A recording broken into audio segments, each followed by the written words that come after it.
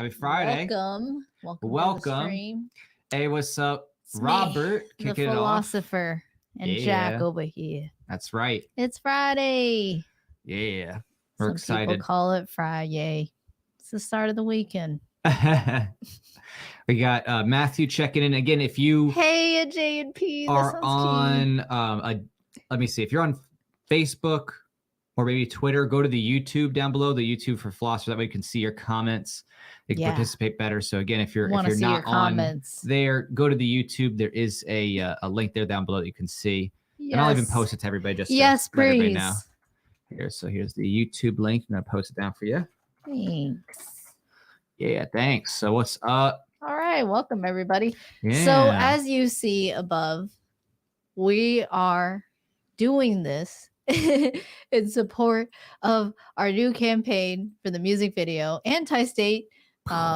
Yeah, so this is a song we did several months ago. We did release it this year. Mm-hmm. But yeah, we're gonna do the music video next, and we're hoping we can do it in New York City. So check out the campaign. Hope you'll see like the different support perks we have. Like you can get your name on the roll credit, and then if you have a business or something, or if you just like having your name, on a piece of history, you could say, or a time capsule, you can check that out. So yeah, go see the roll credits there, and yeah, igg.me/@/antistate. Yeah, and still seeing people coming in. What's up, Jennifer? What's up, Matt? Hey. What's up again, Robert? There. I like how Matthew said J and P. Like, yeah, I think that sounds like a cool rap group name. Like J and P.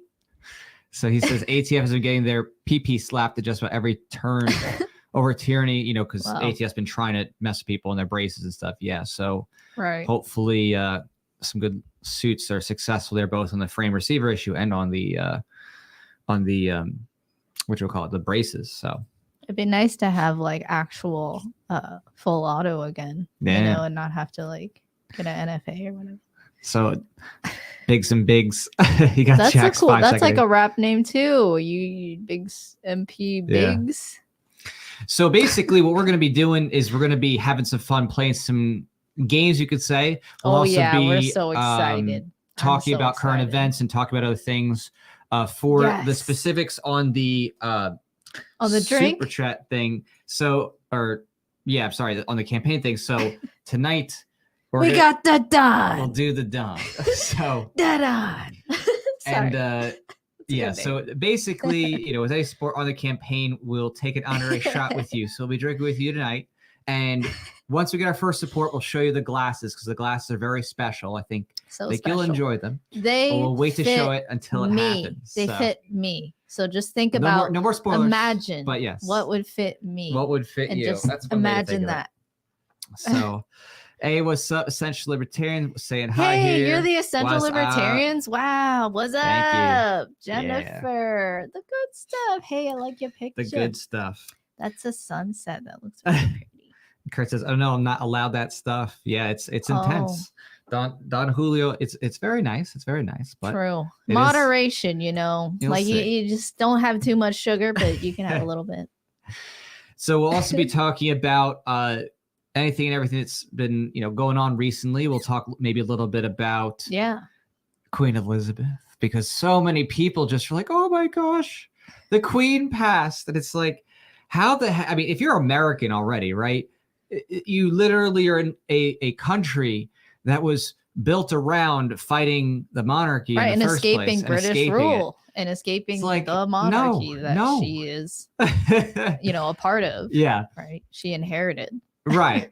And again, it's one thing if it's like you're critiquing someone and she's just born a kid or a teen or something like that, and it's like, okay, yeah, of course, someone born and they're young, they're it's not their fault, they didn't choose that. But this is not a young person. This is someone who literally was reigning for 70 years, a 96-year-old, and across that whole period of her life, not at any point, with all the riches that she had, never a thought to be like, you know what, maybe we should stop doing this. I'd love to know, like, all these people, like even some libertarians, like, what evidence do you have that she actually is a libertarian? you know, and is well, she's not actually part of promoting the New World Order and the Great Reset. Well, I mean, it's also, I mean, that's just silly in itself We're to even gonna say get banned. what evidence is libertarian, because it's she never gave up her literal position, and her whole existence, you know, in terms of funding, comes from multiple means of tax revenue and extortion from other countries. So we'll even talk a little about that history. Yeah, So we can go into that. We can go into some. We have some articles pulled up on the side here. We do. So yeah, I'm gonna quickly link check here. out the campaign, see where we're at. Yeah. So I'm gonna real quick here. I'm gonna share the screen just to give us the kickoff before we start looking at some articles. Definitely. Like that. Let's talk through. So if you look here again, just reminding everybody, the Anti-State music video campaign, we're already at this is where we're starting. 1,072. Yeah, 21%. So it's been awesome. We kicked it off really strong. We have a 5K goal, which is technically a pretty humble goal, because doing music videos of high quality, it's very expensive, you know, in terms of just getting the right equipment and people, wardrobe and stuff like that. So we're just trying to make this work by basically shooting outdoors and sticking to one wardrobe and working with someone who's giving us a great deal. And he's very talented. We're super excited. Someone we will actually, we're even thinking about working with the last music video, but it just wasn't going to work out with what we wanted production wise. So this music video is going to be pretty, and everything. Yeah, pretty amazing, because we're just working within a narrow confine to like make it work within the budget. So I think it's going to be pretty cool. So we're up to that 21% mark.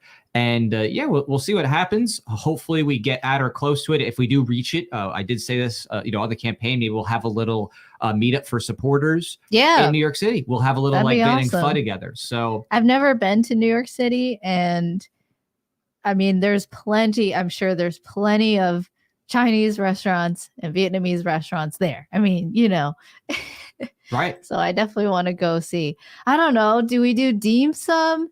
Do we do a Chinese restaurant? Obviously, you got to do pho. I mean, I know. So, I'm the philosopher, and I'll get pho thai and goiku. So exactly. So I mean, if you're in that area, obviously not everybody lives in New York City, and you really shouldn't, because it's a really bad place to live. But some people live nearby, though. People live nearby, right? And they could just drive. Right. They're in the Northeast. Drive. Sometimes you take a bus shuttle or whatever, train, this or that. There's a lot of people who live in the surrounding area where it's not too bad. What's a bus shuttle? So basically, you mean bus/shuttle? Yeah, so it's essentially a regular bus service that might run from, like, for example, DC area, Boston, or someplace in Virginia, whatever. There's lots of ways people can visit some of that. So we'll see what happens. But if we hit the 5K, we'll have a little get together for people who support the campaign to hang out for a little bit, get some fun stuff like that. So awesome, that would be great. I mean, frankly, it'd be really fun, and I think also if we can, if we hit goal, we would also just invite existing subscribers, right? Like through Patreon and Subscribestar. Well, we'll talk about that at a different time, but basically this, just for the campaign supporters, at least for sure. Yes. Yeah. Any backers on this campaign, we would. Right. So so we would have a special invite, limits people who, support on the campaign kind of thing for that. Cool. So, another reason to support of many. I mean, help us make a cool music video in New York City with this guy named Vinny. Okay, am I allowed to say that? Okay. No, you weren't. So we're gonna have to shut this down now. Okay. All right, we're going away now. Sorry. Bye. All right. Okay, just kidding. But no, it's fine. Oh, really? Yeah. So we're all good. It's gonna be a lot of fun. And also on the campaign itself, I got so scared. Actually can even get screen credit. So we have an executive producer spot for the front. We have an end credit executive producer. We also have roll credit. Number of people got roll credits as well. In the beginning, executive producer. Could happen. Anti-state. It's a possibility. It's still open for right now until someone picks it up. Lloyd. So we have that, and and even if you just want to get in at the end credits, call it the roll credits. It won't be like physically rolling, but it's just the idea of credits at the end kind of thing. And a lot of people do that for I Did Not Consent. It was awesome. So really, thank you for everybody too who's on I Did Not Consent, that music video, because that came out awesome. Yeah, that was a super cool video. Jason Rink, right, was the executive. Yeah, Jason Rink. It was the executive producer on that video. So thank you, Jason. That was really cool. So Essential Libertarians here just did a super chat and kept my grind, Hang with Jack and Pho, and Brandon on my mind. Hey. So we are, I guess we're also going to have to show our amazing Hangman game. You made this. Jack made this. Yeah. So So hangman with any 5+. Okay, I see. So basically, I gotcha. we have this hangman here. It's, as you can see, it's very ornate and beautiful. But it's a place, and as you can see, here's 1, 2, 3, 4, 5, 6, 7 spots. So essential libertarians, whenever we see you put in a letter as your choice, we'll throw you in there. So okay, he says yeet. I did not consent. Yes, please. Yeah. So once he throws in a letter, we'll put that in there. Does this violate the NAP? LOL. All right, guess what's a letter? What's a letter? I mean, don't answer that question. I mean, like, what letter do you choose? Right, and the only person you can pick is the essential libertarian. So even if you put a letter, we will only. I like how these other people are like, they want to pick a letter. Definitely, like you can just gotta do a super chat or they're probably giving you hints. You know, feel free. I don't know if it's a hint. It seems like a wild guess because of the first one. I thought they were trying to spell something together collectively in the chat, but they're not. It's random letters. So in the meantime, until he pulls up, so once the essential libertarians pulls up a letter for us to use, we'll take a look at the civil list. The queen is dead. The essential libertarians. So yes. So the civil list here is. Oh wait, he said why. Okay, so he picked why. Okay, all right. So he says why. I like how we just assume you're a dude. Well, we know who it is. Oh, we. Okay, I know who it is. Oh. So I look straight at the camera. Imagine that's Kareem. At you, the essential. Oh, what's up, so Kareem? He picked why, and everything makes sense now that you've written. Yes. So let me go ahead. I need to actually find these tools because it's terrible. All right. Why? Yeah. Why did I click the word thing? I don't even know. Okay, there we go. Got it away. So I have to now draw something because basically. Mm-hmm. Oh, that was terrible. Hold on. Yeah, basically it's not a letter. The essential libertarians. There we go. Okay. So but now I have to put in somehow not P or not Y. Sorry. I was thinking. Do you want me to take over? No, I got it. I've been doing paint since I was a little kid. I can do this paint job. Okay, I was just gonna place a letter, but if you really want to. Fine, you can. So Y is no good. Okay. All right. Feel free, anybody. So it's as you can see at the top, hangman with any $5 plus. That's a super chat. So we'll do hangman. You can guess a letter, or if you support our campaign, which is what we're really looking forward to, because we want to do this in New York City and have it produced there. Really use the landscape. Also visit there and also do a meetup if we hit the goal. That'd be awesome. So yeah, check out the campaign. If you do 25 plus on the campaign, we'll take a shot. And we haven't even shared the type of shot. Earlier I said you should imagine. We shared the drink, just not what it's being drunk out of. So that's the top secret. So again, all right, we'll wait till the first one. Sounds good. We will wait until the first support on the campaign, 25 or more, and then we'll show what it is. Okay. All right. So let's go ahead here to the share screen and take a look here. So the civil list here, because we're just going through with the ways that the monarchy / royal family is funded. So historically, they got funded, routinely through what's called the civil list. And this is from Encyclopedia Britannica. So in the United Kingdom, the list of sums appropriated annually by Parliament pay the expenses of the sovereign and his or her household. The word appropriated is actually like more honest. I mean, it's more accurate, right? Appropriated. Yeah, they appropriated, aka it came from Parliament, aka it came from taxes. Wow, what do you know?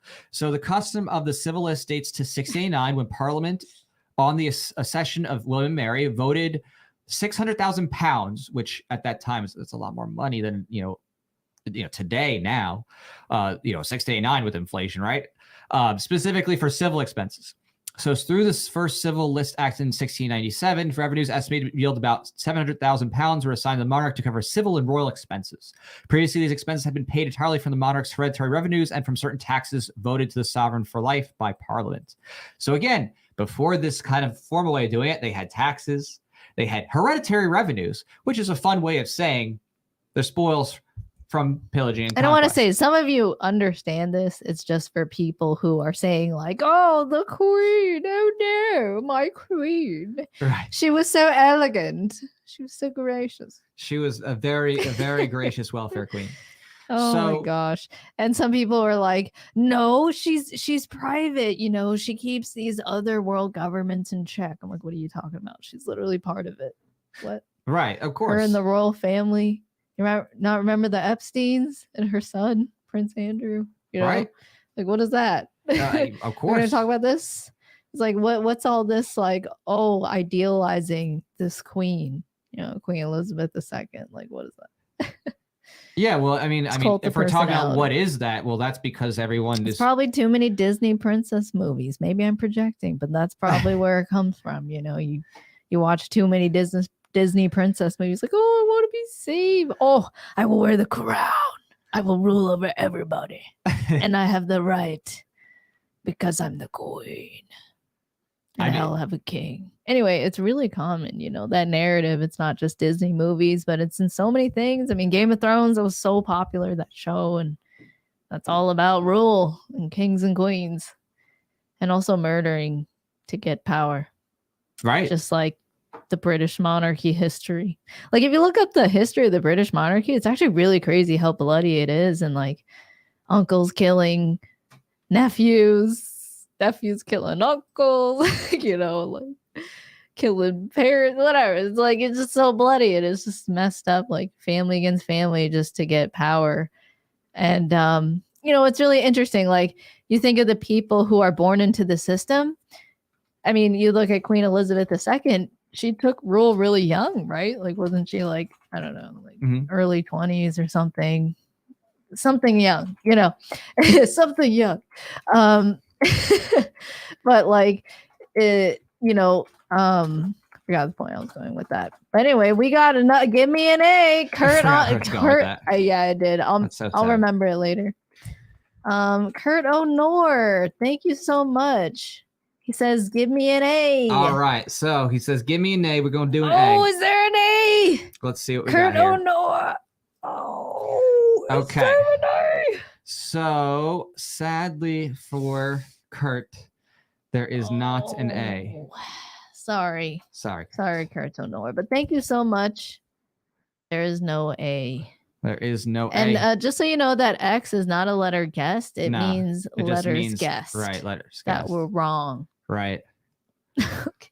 So I'm sorry. There you go. So unfortunately, A. That's a good body. I mean, it helps, you know, the paint tools, the digital tools there. It definitely helps. So thank you for your support there. It made you draw a perfect circle. You can never do that. Can you imagine doing that in real life? It'd be very difficult.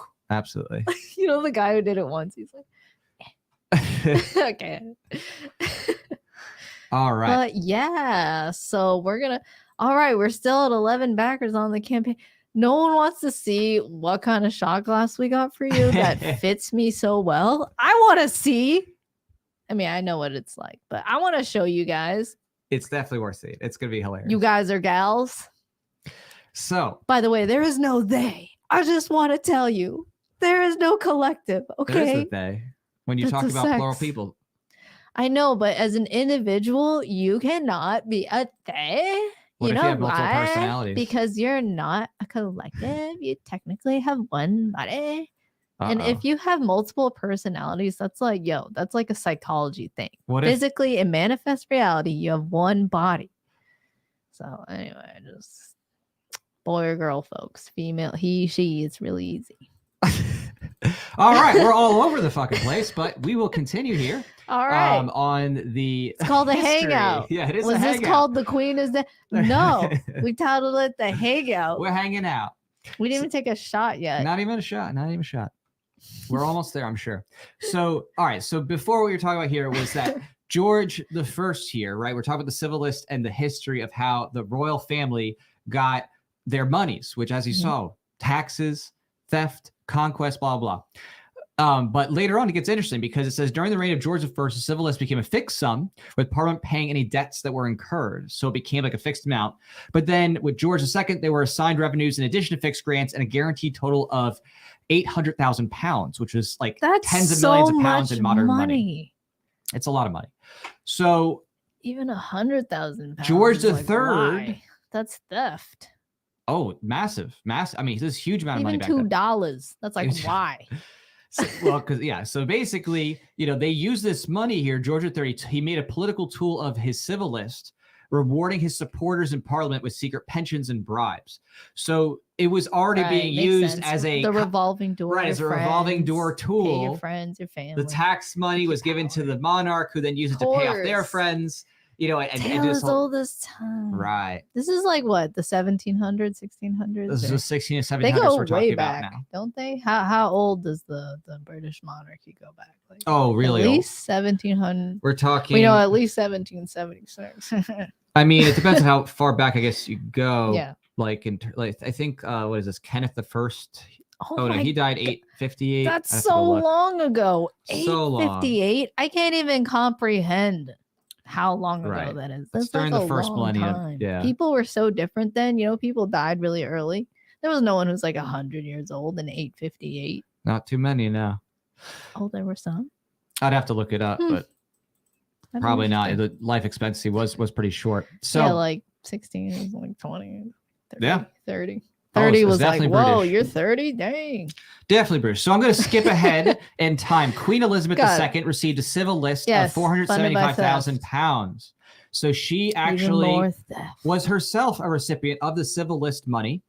And she came to the throne in 1952. Inflation affected the list over the years, right? Like, oh no, it's only amounting to some $10 million pounds annually. My gosh. No. Okay, I just want to say, like, even just that one sentence, it's like, in 1952, 475,000 pounds, right?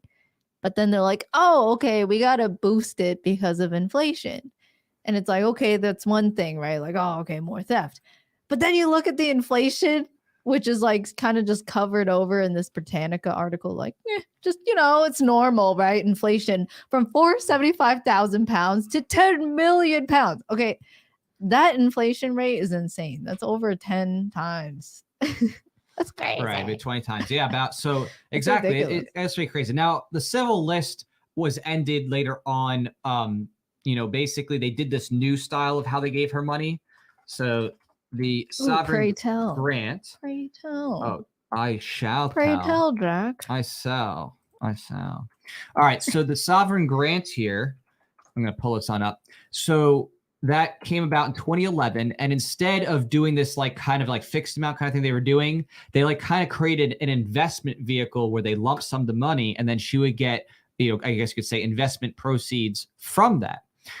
So this was something that took place, in relatively recent time, that change from the civil list to moving to the sovereign grant. See the obfuscation? It's paid annually to the monarch. Yeah. By the government. No, the taxpayers. Right. The government doesn't have money that it didn't extort, And they fund the monarch's official duties. The official duties being enslaving everybody else and getting them to focus their lives around what they do. Oh, the word salads. Right. Oh, so many salads. Cringe. This could basically be. Some people are like, oh, you put libertarian philosophy. That's in like a comic or in something. And it's like, oh, that's cringe. I read that. And it just says like monarch, official duties, funding the official duties by the government. Like, and I cringe. Like, is that not cringy to you? Like, I guess it just depends. That cringe actually involves like people being stolen from, because it's like, okay, people are suffering. Yeah, and they just obfuscate it like it's official duty. Stealing from people's official business. It's official business. And over all those years, it's like billions of dollars in modern day money. I mean, just literally billions of dollars taken from people who are just regular people and being given to the royalty, quote unquote, so that they can live in their lavish palace and literally just, keep up their reign and say, oh, we deserve to be your rulers. We're better than you. Like that crown alone was probably like 1 billion. Well, I don't know the exact numbers of that, so I'm not going to get into that. But there are a lot of artifacts that are with the royalty. But it's always been like, wow, it is like all taxpayer funded, right? Like meanwhile, a people good amount are starving in prison for victimless crime. Well, where's she coming in? Yeah. So basically, not only is there that element, but they have this thing called Commonwealth realms. So the short history of that is that the UK, the British government throughout the years obviously had a bunch of different holdings across the world due to either direct conquest or acquisition from, like, for example, the East India Trading Company, where they started to take all the East India Trading Company's assets, basically. So they have question. What's the red? So those are former realms and dominions that are now republics. So they rule them. It's complicated, but basically they changed to a republic form, but some of them have like still nominal rule, essentially by the monarch, you could say, of the royal family. Dang, even then. So so what's interesting about this too is that on top of that money they're getting from the civil list and then the sovereign grant, in modern times, the queen will go and she'll just do like a little ceremony in these countries. And then by doing the ceremony and then having a banquet, they go and give her millions of dollars. So like, oh, see, you're doing your duties. Here's money from taxes. She'll go to New Zealand and get money. She'll go to Australia. Paid, right. She'll go to Canada. And she's a queen. They're not going to put her in a 1-star hotel, right? That's cheap. No. Economical. No, they're going to put her in like some lavish luxury hotel because she's the queen, The queen. So interesting. just to give you a little taste of that, just to give you a sense, right? So the crown apparently costs Canada over $58 million each year, right? Ooh. This is just one of the countries. She's functionally the head of Canada, like in their constitution. There's parliament, but technically she's still I'm the owner, baby. Well, it's not her, right? Yes, the family. But yeah, she is the ultimate head in that way. She was in the parliament. Well, now she's dead. Now it's Charles, but let's be clear. So so just bringing this all together, it's super important just to get a sense of how big the crown thefts are. Mm-hmm. This is not something that's just like, oh, whatever, they just get $1,000 here and there, this and that. No, dude, it's like they literally get tens of millions of dollars every year from UK and then tens of millions in from other countries. She's just a philosophical, she's just demonstrating to the world what it means to be a queen. Okay. Right. She's not stealing for anyone. She's not benefiting from any theft. Right. It's really crazy. It's absolutely insane. It is. So hopefully that history lesson there was a little bit of fun there, just to know that if someone tries to tell you, oh, the queen, she just went around motorcade, went on like little publicity cherry tours, like, that's no, all dude, she does. She could do that because she literally is the effective owner of several different countries by their constitutions and receives from tax dollars millions of dollars to those countries, including from her native United Kingdom country. It's crazy, right? It's absolutely insane. So if you hear anybody trying to claim otherwise, you can show them that stuff. Look up the civil list, look up the sovereign grant, just start them down that path, because it is not true that these people are just some benign people. Like, oh, they're just in costumes, no big deal. It's like, no, dude, they got an army, they have their own guard, they have massive expenditures covered out of all the people from around the world who either they've been conquered, or I guess you could say through the years just kind of evolved to be under their rule. Yeah. Through force and trade. So it's really something to not just take lightly. Like, it's not something that's, oh, whatever, no big deal. It's like, no, dude, this is like mass theft. Yep.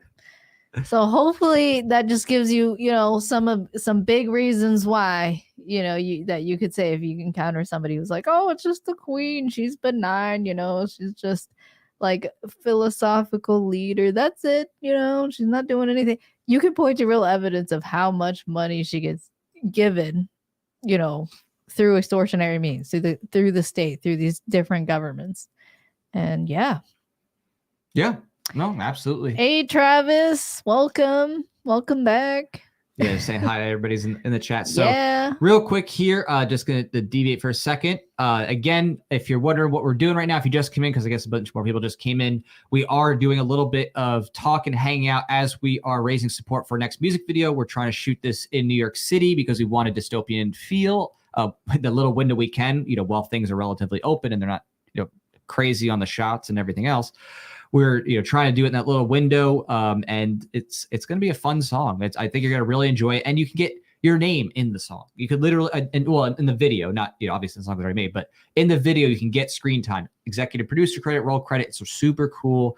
Lots of great ways to get involved, and you can see even there that behind the scenes teaser, whatever, that's from our last music video, which was a lot of fun. Actually, here I got. So it'll be different, it's not going to be that picture. This is just from to just show an example. Just a little bit of the past, right? This is just a couple of screenshots from before, right? We've done a number of music videos. Yeah. So we have the top left is I Did Not Consent. Top right is ANCAP Grind. Bottom left is Disobey. I'm like, I should just read the shirts. Right. And the bottom right is Mask Order. So yeah, good times. Those were great screen grabs. So yeah, thanks to everyone who supported those. And yeah, understand if you can't, support, if you can at least like share the word on your social media pages that, hey, check out this video, feel free to do that too. But yeah, if you can support, and if you do $25 plus, we'll finally reveal this shot glass. Yeah, special shot glass. We'll drop our standards, if needed. But the Don Pulled Julio out the Don. here. This is the drink. We're gonna show you what we're drinking it out of, which will be funny. I only like top shelf tequila, basically. I mean, that's what I can handle. Right. Yeah, I just like it where there isn't much sugar, and you have. Okay, so imported by Dia Geo, New York. Oh, that's where we want to shoot the video. Okay, there's no relation. We're not bringing this. No, you know what I mean. I mean, we could get this there, but product of Mexico. Where is the ingredients? Where are the ingredients? Is it just that pure that you don't even need an ingredients list because it's literally just tequila? Yeah, it looks like it's pretty much just doesn't look like they have anything crazy else. Also has agave tequila, so excited. Yeah, that'll be fun. We'll see what happens. And then also for those who missed that before, we also were playing this Hangman game with super chats and stuff like that. So we had up here Y and A. So the Essential Libertarians and Kurt put in some letters, but neither of them are on the board. It is a place. So we have a head and a body, a very skinny body at that. You can always start with the vowels. But we will do it. So on to more discussion. Let's talk about what's going on here in the world with I think one of the discussions that I was having a good time talking to people about this week was the ideas of like peaceful parenting, now like communication stuff, and just all those different types of things. So it's always fun to talk about that because a lot of people get really upset when you do. Jack, I think you need to shut up. Right? They're like, I think you're all bad. You're all bad. Oh no, you're using violent communication with me. That was the point where you literally brought up nonviolent communication. Oh, and then guess what? Jerobe's here. He was like, yo, guys, it's Jerobe. Welcome. He shared. He was. Anyway, hello. That is so off the topic. But yes, so random. You got to say hi to people who dropped it that we know. Right. Oh, okay. In any case, so the topic of NVC and talking about peaceful parenting, stuff like that, it's often tough to talk about those things because whenever people hear about those things, they automatically say, oh, okay, well, if you don't have any kids whatsoever, can you talk about that? Right. And it's like you get various responses, right? It's just like saying, I'm a libertarian. Well, you're gonna get some regular responses like, well, what about cops? What about the roads? Like in this case of like, okay, you shouldn't spank children. You should not hit children. You should not call them little assholes, right? People are like, oh, what, you want to raise soft children? Yeah. You want to raise softies? I don't know why they have New York accents, but it fits, right? Like it kind of like hones in the point. It does. Like it definitely hones or I would say exemplifies the point. Yeah, there you go. The reaction to those things for a lot of people is that they have kind of this reflexive nature to it where it's like, oh, well, defensive. How else will a kid learn if you don't, threaten them or say you're going to, hit them or give them the, correct discipline.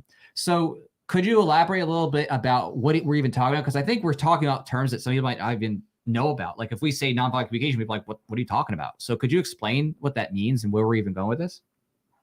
I think you're just referring to conversations you've had in the past week of like, just like when you advocate for, where it started this past week was just the fact of like, I think it was like unschooling, right? Or no, it was about language, use of language, even with children, and being careful with judgmental labels that can, you know, create like kind of it's basically a label meant to shame someone to change their behavior.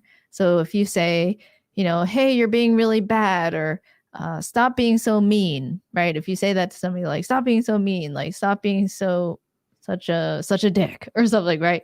Like, that's basically language that is meant to just label them, and it doesn't actually say anything in specificity about what actually happened in reality, right? Like, tangibly in reality. It's like, okay, if someone's, saying you're being mean, doesn't actually say anything. Like, something specific would be like, hey, when you walked into the room and you gave me a middle finger, I didn't understand. That really hurt my feelings, right?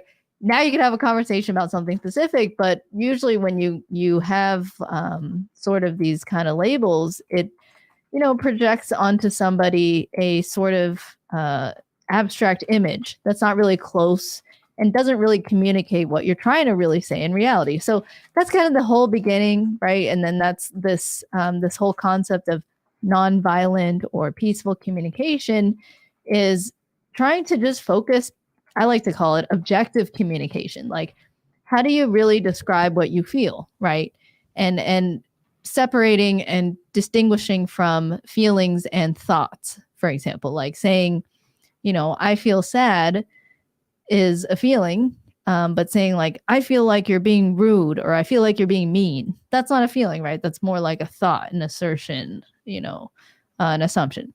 And so what, nonviolent communication or peaceful communication is all about is the goal is ultimately to drive connection with other human beings, like other people, like, and try to and actually the whole premise is like, often a lot of issues that we see, whether it's like relationship issues or, well, I guess any kind of problem between like people, right, is ultimately a relationship issue, technically. But it's like the whole premise is that a lot of this is driven by this cycle of violent either communication or violent behavior and initiations of violence, like we talk about as libertarians or as anarchists, all the extortion and coercion from the state.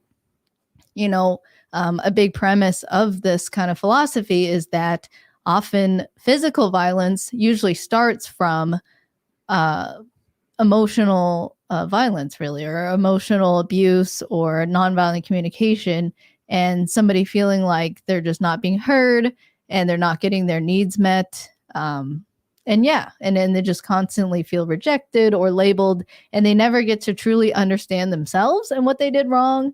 And instead, their mind is just filled with all these like labels and platitudes of like what not to do as a person, instead of like truly understanding themselves and like why they feel the way that they do and what really drives their behavior. Like, what unmet needs do they have? Like, are they lacking sleep? Are they lacking nutritional food, right? Are they lacking getting sun? Like, any of this like is stuff that often is just not talked about, right? Like, people are like, why are you crying? Stop crying. Like, whatever platitude, it's endless, right? Whether left or right or even libertarian, like it's just like, that's kind of the whole focus there. And so you were saying earlier about how some people reacted saying, you shouldn't like say it's bad to like call somebody, like a child, names, right? Like a brat. Like a brat, like saying, right, like, oh, you're just being a brat to a child. The argument from a nonviolent communication standpoint is like, that's not helpful. You're not teaching the child anything specific about what could be wrong about their behavior. And also, you're not even showing that you're open-minded, that you yourself could be wrong, right?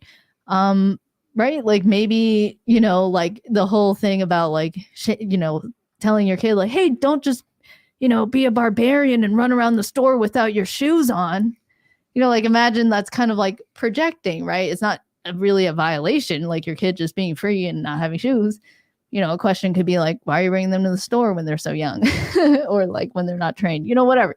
Like, it's just you're not really teaching them anything specific about why it could be wrong, running around the store. Like, okay, maybe there's a safety issue. Like, oh, I need you to be near me because there's strangers around, right? There's reasons. And that's better to talk to a child about the specific reasons, or any relationship, right? That you want to actually have a intimate connection with, someone you love, right? Your husband, your wife, family, your mom or your dad, like, you really want to focus on the specificity of what's happened in reality so that as best as possible, whoever you're talking to, you can actually know that you're talking about the same thing, and you can actually address the specific things that have happened.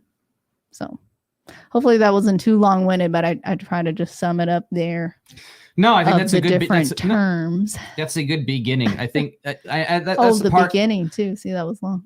Yeah, that's just a good beginning because so to really help clarify what this all connects to is that when you're talking about nonviolent communication and what that means, it means that you're intentionally and actively looking to ask about how someone's actually thinking and feeling, and trying to understand them if you want to get close to them and connected with them, as opposed to being prescriptive, that is saying what they are in just like a short label, and talk about their behavior like that. Like, oh, you're crazy, or what's wrong with you, you stupid, and stuff like that.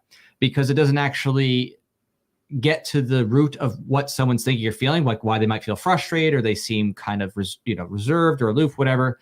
And not only that, when you say stuff in that way, you end up having something that now they're defensive against. So now they're not only getting and they don't trust you. They no longer trust you, and now they have more memories, or yet another memory, if you have a history of them, of not being able to get their needs met with you. And one of the needs could just be feeling heard, or just being listened to, and being able to talk openly about what's going on for you. Right. Yeah, exactly. So it's like it's a way that is nonviolent communication is a way to help get past that more common trope. And this is something I think you see in movies, communication and TV, that a lot of the communication that is modeled there, and even of course in other contexts like school and other places, a lot of the communication there is all about one-upmanship, making fun of somebody, putting them down by like making jokes about them or calling them names and things like that. And that's seen as social currency in a lot of mainstream, culture, entertainment. And, while watching that as a comedic thing is fine, a lot of people actually do model their lives after that, especially people who are younger and they're just seeing this and they're, imitating what they see on TV or. And if you're left alone, right? Like your parents work all the time. They put you in public school. So you have all the impressions of the people there. You come home, they're so tired. They're like, just go watch TV. I'm tired. Yeah. And you just have these children, and okay, hey, I was one of them who had this exact lifestyle of like single parent or both parents just working all the time. And so you don't really see them. And so, you just pick up whatever communication is around you. And in public school, it was very violent, right? You had bullies, you had teachers who were like, you're not paying attention, you're being bad, you're being distracting, you're being a distraction, to everyone else. Right. You're hurting everyone else's learning. Like all this stuff. And you go home and you watch like shows and stuff that kind of idealize violent communication. So then you have a lot of people growing up thinking that violent communication is friendship. Like, yo, what's up, dick? Like, I don't know. I don't know why I say that word, but I just was like, wait, holy asshole, whatever. And they just think like, like that's just building. And to the extent that, yes, it's benign, right? If like, let's say you otherwise have deep connection and vulnerable conversations, it's benign. Like if you're just like randomly like being goofy, it doesn't matter.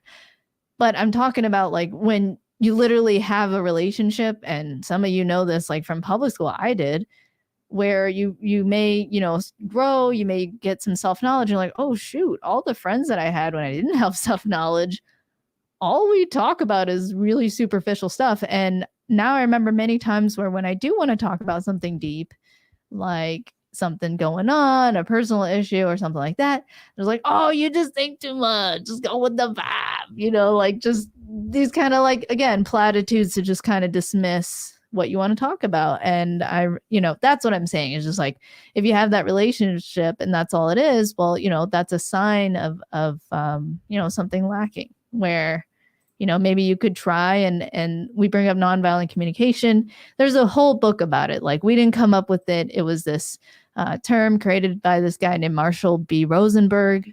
Sadly, he's one of the many people I found about later, or that you found about too, or that happens, that's died. He's already dead and passed. But he created like this big movement of people who are just really focused on vulnerable, honest communication, which is really, really incredible. I wish I could have met him. But so he has a book called Nonviolent Communication. And then there's some other tagline. But if you just look up Nonviolent Communication, Marshall Rosenberg, or go to my website. A Language of Life? Yeah, a Language of Life. Mm-hmm. Yeah. If you just go to my website, thephilosopher.com, then you'll also see the book, Nonviolent Communication. But yeah, it's just that. It is a tool. It is a communication tool. And it's specifically used if you have the purpose of, hey, I have someone I care about and I want to connect with them. And I'm tired of being alienated from them. I'm tired of having drama with them or whatever, right? And you want to get to the root of it. And you want to like really suss out what's going on. Well, that's a great tool to have. So highly recommend it. Yep. Travis, Philosopher's Philosophy. And does this count? Somebody said already supported. Does that mean we can just like cheat and do the reveal the chat? It's supposed to be from what it is right now. Okay. So no. All right, we're still at 11 backers on the campaign at 1,072. 21% funded. Our goal is 5,000 to get to New York City and shoot this thing there in several key locations. That won't be the music video. That's from the last one. Behind the scenes from our last one. Yeah. So. Yeah, we had CIA pills, black and blue there. That was fun. I actually had to manually put together all those pills. Like I had to I got red pills and I got blue pills. Yeah, because it doesn't come in like red and blue. But and then I had to unscrew the caps and then just put them together. So that was a lot of fun, just sitting and making red and blue pills. Yeah, they were empty. But... yeah, so that was fun. This will be a whole different vibe. I mean, what you see there with I Did Not Consent. I mean, I would say every music video we've done has been pretty different stylistically. Mm-hmm. I would say it's been different stuff to each one. Props wise, clothing wise, maybe there is some Easter eggs of continuity here and there, but for the most part, it's different. Different tone, like from Disobey to Mask Order to I Did Not Consent. It's all different. And for I Did Not Consent, I think we should like play the song so you guys can understand the vibe. Can I play? Not yet. Okay. We can't play it yet. But in the meantime, we can, I think, talk about more on the nonviolent communication I Did Not stuff. Consent. Yeah. We can talk about more of the NVC stuff. I think so bringing back to the original framing and the framework, what was our talk about how these types of tools can apply with young people. And even if you're not a parent yourself, you can understand how these things can be used with young people. You don't have to be a parent to have interactions with young people, right? Yeah, you have a niece. Do you have a nephew? Do you have a second cousin? Right. Do you have cousins, baby, And it's interesting because like a lot of you are like, oh, if you're not a parent, what do you know? It's like, well, what do you think nannies are who don't have kids, right? Like nannies who literally, and I've had this, that au pair stuff like that, where they take care of you and they don't have kids It's just a fallacy. The whole appeal authority. I don't even care. I don't even care to respond. It's just appeal authority. Well, I do, so I'm going to respond. I don't respond to fallacies. It's not an argument. Oh yes, right. It's like I would just present that to him, be like, you're not making an argument. Like, okay, I don't care. I can talk about what is healthy food or not and not be a doctor. Right. I can talk about unschooling and not be a teacher. Or facilitator. I can talk about other ways to learn and not be exactly a teacher or whatever. Right. So, it's just a silly thing. It's just a reactive fallacy. People throw out. It's not an argument. Right. Which, well, I mean, and again, the more important thing here is the idea of what it takes to actually get in a mode of thinking about how you can proactively work on yourself so that you can be the best type of parent or sibling or uncle or aunt or whatever grandma, whatever you want to be, the best type of person, in terms of having a real connection and good communication with those who you love. And that said, that doesn't mean that you have to always use it, because I don't, as you can see sometimes. I definitely don't use nonviolent communication all the time. I use it as a tool when I want to actually have a good relationship with somebody. Obviously, there's or to talk about something specific, right? Because sometimes like the way that you might just naturally express yourself is benign, but like you yourself just express yourself that way. Or maybe you think racial stereotype jokes are hilarious, or accents are funny, like, and you like, and like maybe you do that a lot, and that triggers somebody. Oh, I see. Like they're just triggered. That's different. No, it's not. I mean, I guess if you're like, you could be talking jest, like you'd be like, oh, okay, I think it's funny, when blah blah blah, or like some joke, right? Like, they may perceive that as violent or whatever, right? And the response then, okay, now you have a situation, now you have a conflict that you could deal with, and that's when you would whip out this so-called tool called NVC, or nonviolent communication, be like, oh, okay, I want to address this, but I don't want to make it worse. And like one of the ways you can make it worse is like, oh, stop being so reactive, it's just a joke, you're too sensitive. Right? Like how many times, like, I mean, have you not gotten that? I've gotten that in my life. Oh, we have 12 back. That's real awesome. Quick. Cool. We just want to tail on what you just said, but yeah, I want to finish my thought. Finish your thought, because we're about to. Sorry, I got distracted though. Yeah, well, because Ripple Effect just sent 25 buy-side racket dinar. It's about to revalue like next week. Oh, okay. All right. So thank you so much. Silver's kind of low too. Okay. Oh, thanks. There we go. Boom. So thanks to Ripple Effect right here. Cool. Thanks to him, you get to see what we're actually talking about with these shots. Yeah. Okay. So, sorry, I want to finish my thought. Okay, finish your thought. And then but like, so in that situation, like instead of trying to make it worse and like, and alienate the person, get them defensive, get them even more riled up, you could just notice like, okay, they're clearly triggered about something. And if you love and care about that person, and you want to ultimately have them be in your life, you may choose in that moment of conflict to then be like, okay, hey, what's going on for you? Like, I like, are you offended like by what I said? Like, I personally think it's benign because I'm not being racist or something, like in that scenario of like making a joke about racial stereotypes, right? I'm just giving an example. Like that's precisely what the tool is for. It's just like handling conflicts, and instead of like responding with more violent communication, right? If someone comes to you and they're like, yo, what are you doing over here? If you respond, it's like, oh, you want to go? Like, obviously things are going to keep escalating. So it's also a tool to like de-escalate and try to help someone get back down to be like, oh, okay, I understand what's going on. I feel heard. I understand what needs not being met. I'm going to go, get it met in a healthy way. But like help them to see that and help to disarm them with it, instead of like adding fuel to the fire, so to speak. So yeah. Speaking of fuel to the fire. Okay. So all right. You're going to see. This is the secret. It's going to come up. This is the secret. It's going to be incredible. What do you imagine? What shot is good for the philosopher? What kind of shot? Okay. Is it a Chinese shot? Here's our amazing. Does it say yes, please? Amazing glass. You no, ready? It's see-through. Oh, so small. This is perfect for me.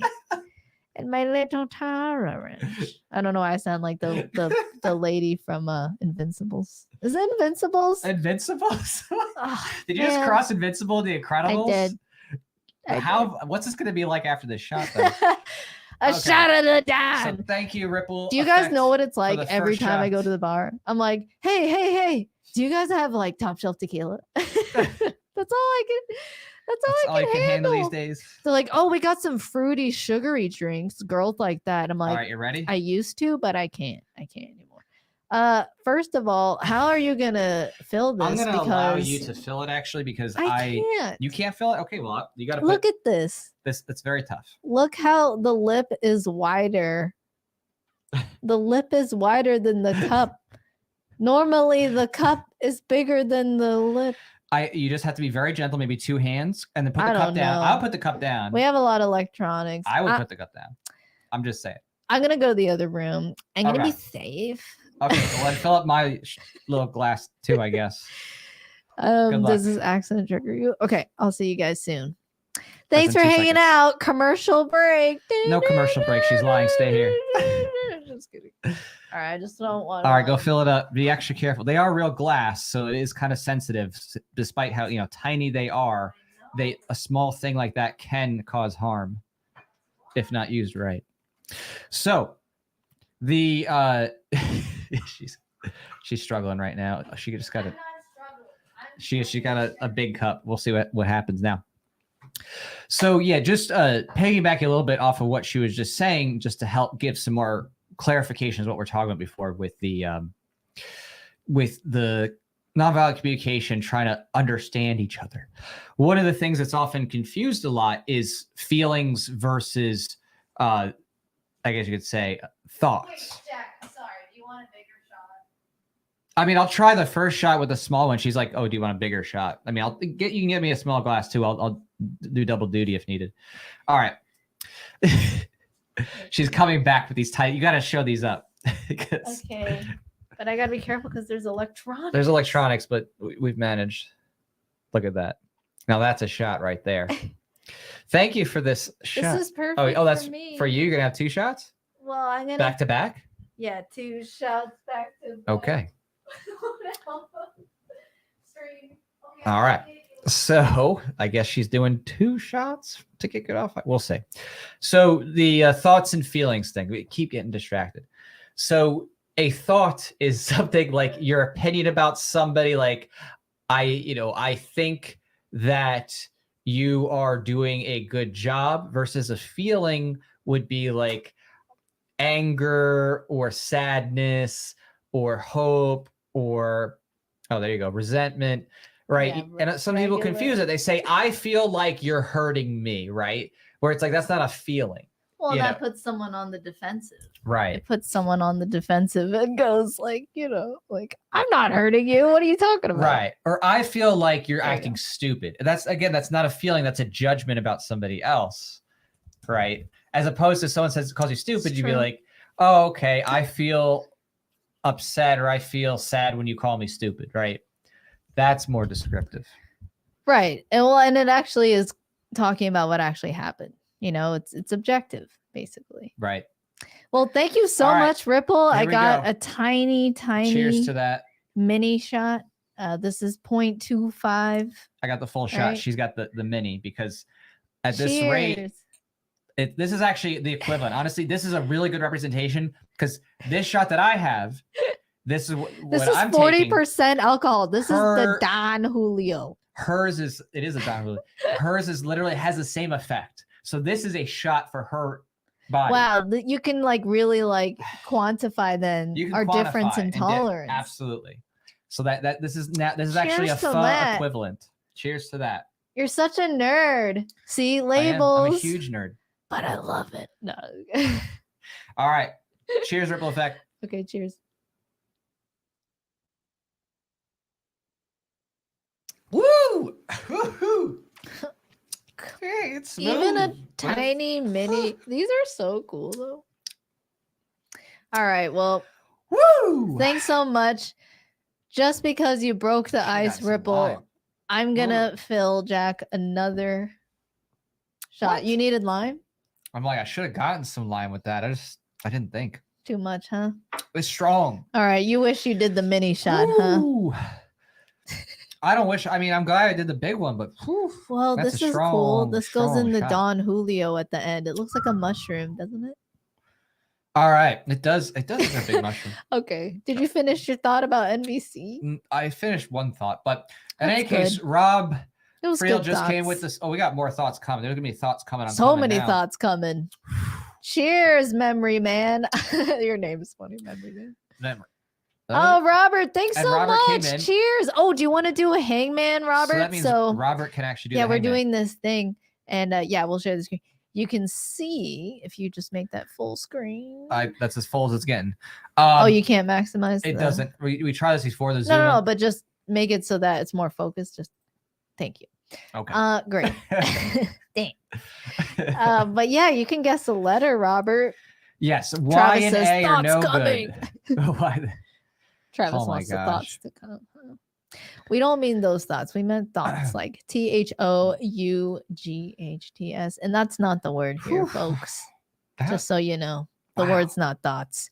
But yeah, Robert, guess a letter. So Robert, put in a letter. Just YRA is already out. In the meantime, I'm gonna show It's a everyone place. what your super sticker was. Mm-hmm. Since you can't show it through this. Wow, that shot's already hit through me. this tech. Really? This is hitting me. It's 'cause All I haven't had a little eaten, one. And then You haven't eaten. Do you want me to order something for no, you? not yet. I got to go deep in this tequila before I can justify. But by the time it gets here, you'll be slooshed. No, I gotta. This is a This is a challenge, and I'm here This for is that a challenge. challenge. You're gonna do this on an empty stomach. Semi-empty stomach.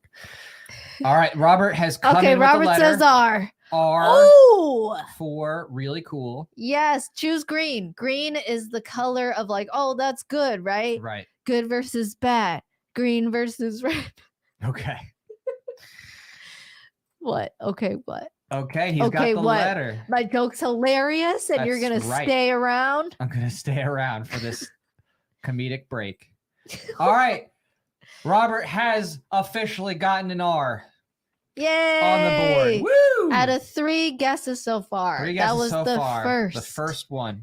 Thanks, Robert. Thank you. Hey, for your R is service. for Robert. Woo! Right? I don't know why my volume suddenly 10 times. All I had was this. Somebody says the only one watching. No, you're not the only one watching. Can you imagine? We streamed to 8 Get channels. your name in the name credit.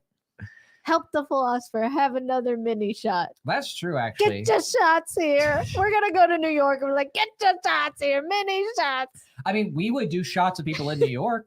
If we hit 100%, that'd be I'm good. fun. We definitely do a round of shots of sake shots at the whatever fun place we go to. Can they be mini shots? Just kidding. I can Yeah, you do can one do a- big you can do a shot big and shot. then that's it. That's Yeah. like it for the Yeah. whole night. That's like I'm good. So anybody who's either in New York or close enough to make a little trip, a day trip, whatever, come on out, have some food with us. Definitely. Yeah. We will definitely. There's do already a that. couple people that know that we're coming. Yeah. Guy who's shooting the video, obviously, he's like, "Oh yeah, let's hang." We want to meet him before he actually had interviewed me. Early, like 6 years ago, he's one of the first people to interview me at a little podcast with some friends. And Yeah. now he's has his own like production company, cameras, has Music. hired assistants, makeup artists. He's like really serious. It's really awesome. Also, he's into music too, so that's cool. Yeah. But yeah, he's been wanting to hang. So there's him and then a couple friends nearby. Maybe we can hit up Lou Perez, That would be crazy if Lou's like meet his wife comes on Michelle. out. That'd be fun. And it's cute. I don't know. We'll see. Oh, And they're speaking of cute which, I'm glad you kids. did mention Lou Aw. Perez because if you haven't already Yeah, seen, Lou's cool. Lou just came with a new book. That joke isn't funny anymore. Yeah. It is really funny. It's a good That book. joke isn't funny anymore. And you can't do accents. You can't laugh at anything. All you can do is talk about potatoes and bread and beans and boring stuff. Nothing that riles anybody like comedy is supposed to.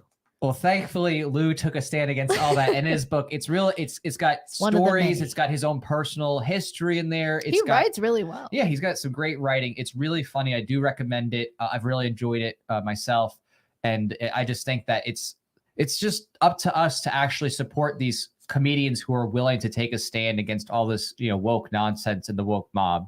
If It's a defense of free we speech. have to Comedy fight for free is speech one here. of Yeah. right one of the ways that governments can silence people. If you allow them to censor comedy, it's yet another thing and totally eroding your freedom of speech. And then you're gonna have China, where they literally the Chinese government comes in You'll have China. and they find out that you're talking bad about the CCP, and you know what they do? They come to your house and they literally pull you out of your bedroom. They do. Take you out and they put you in jail, straight to jail.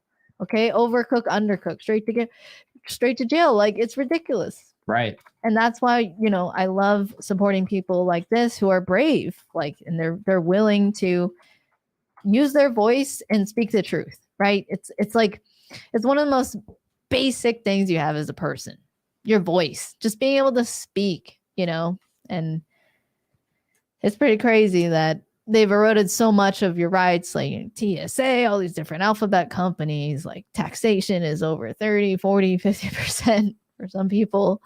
It's freedom of speech is almost like just that last pillar, like they've already taken so much. So we really got to regain it back. It's up to us. I think we each have one life, so why not make the most of it to try to secure liberty for future generations and let them enjoy life, just like, even though we live through this statist time that we ourselves have experienced. We ourselves, if you live in America, have likely experienced some form of abundance, some form of like, okay, cool, you live in a place that has energy, that has air conditioning. You can use the internet, right? You have a phone, you have a computer. Sure, it's dinky and old, but you have it, right? It's not the same as being in like when you're a kid, like especially growing up in the 80s, 90s, right? Like if you eat your broccoli or something you don't like, you're doing it for kids in Africa. Like, like it's that whole trouble. Like, the standard of living here is significantly that much higher. And why? Like, why is that the case? Well, because of some semblance of private property rights. That's it. Like knowing that, okay, if you accumulate, unlimited amounts of wealth, someone's not just going to come in and take it from you, all of it, all of a sudden you'll be protecting that. And of course, the twist here is that many of us are heavily taxed. So you have that sort of so check out Lou's book. Yes, definitely check out Lou's book. It's worth the read. I think it's on Kindle too? It's on Amazon. So you can get Kindle and the hard copy. Oh, if he has a voice version, I would totally get that. Yeah, that'd be cool. Hear it in his voice would be hilarious. Yeah, that'd be fun to hear Lou read it. Yeah. Oh my gosh. All right, Lou, if you're watching this, you need to do an Audible version if you haven't already. And if there is, I'm going to get it. I mean, or what if you did it? That'd be really funny. It's like, it's like you reading the book. And like a random like accent. And you put an accent on, a New York accent. Like a New York accent. Yo, it's Lou. It's me, Lou Perez. Oh my goodness. That's like him doing an impression of a New York accent the way you did it. It's like thanks. All right. Oh, good question. Darius Thurman Welcome, says, Darius. in honor of Darius, I will do a shot. Oh, okay. I'll do one too. Wait, you can't do one? I'm going to do this for all the Hangman people then. No, we can't do that. Well, I can't do that. You're debasing the currency. The shot currency. It's inflation. So now we got to boost it to $50 plus on the campaign, you're saying? We'll never recover from this. At this rate, we're going to be so sloshed. All right, you're right. I'll save it. All right, give it to me because I'll take the minor one. But careful, it's a little glass. How am I? Look it up. It's a tiny shot. It's a tiny shot. Cheers. All right, if you want to see what another mini shot does to the philosopher, check out the Anti-State music video campaign live now. All right. So that's a mini shot. That's the deal. All right, Darius, what did you think of the Anarchist show on HBO? Well, so. Oh, we got so many thoughts. I'm glad. First of all, I mean, in the most like superficial sense, it was entertaining, right? I mean, like it was, the cuts were good. It was cool seeing the different interviews of people. They chose specific anarchists though that were in the event. And yeah, so from a superficial standpoint, it was like, okay, that was like a good show, like it was just entertaining to watch. Now, from a philosophical standpoint, and when you think about, okay, like what is the message here? What is perhaps the bias that's being portrayed here? Hit piece. Yeah, exactly. That's a good summary of it. And see, I don't care to use NVC here. This is not a relationship for connection, but you're just describing the. Okay, fine. We're just describing the show. I mean, we're not connecting with the. No, but it could be just somebody being like, okay, you're assuming malintent on the directors, like, oh, hit piece, like they're all bad. Well, I mean, the evidence is pretty strong when you think about. It depends on who. Like, is it the producers? Is it HBO? The executives like, hey, you have HBO, to. Of course, I mean, they're the ones who do the final frame it this way. Yeah. Oh, they do the final cuts and editing. I'm pretty sure that they are responsible for what makes it.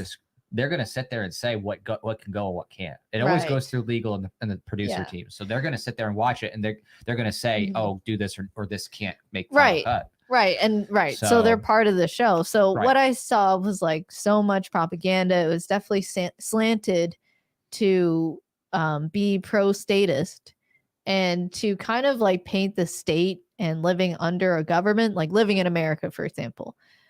is good, is stable, and that living in some place like Mexico, they create this falsehood that, oh yeah, it's somehow an anarchist society. I'm like, what are you talking about? This is like Mexico is run by a government, Right? And like the government is kind of like there's a revolving door with the drug cartels. Okay, there's also a war on drugs and a war on guns as well. It's like it's actually pretty similar to the US. Like maybe what you're speaking to is just that there's different cultures.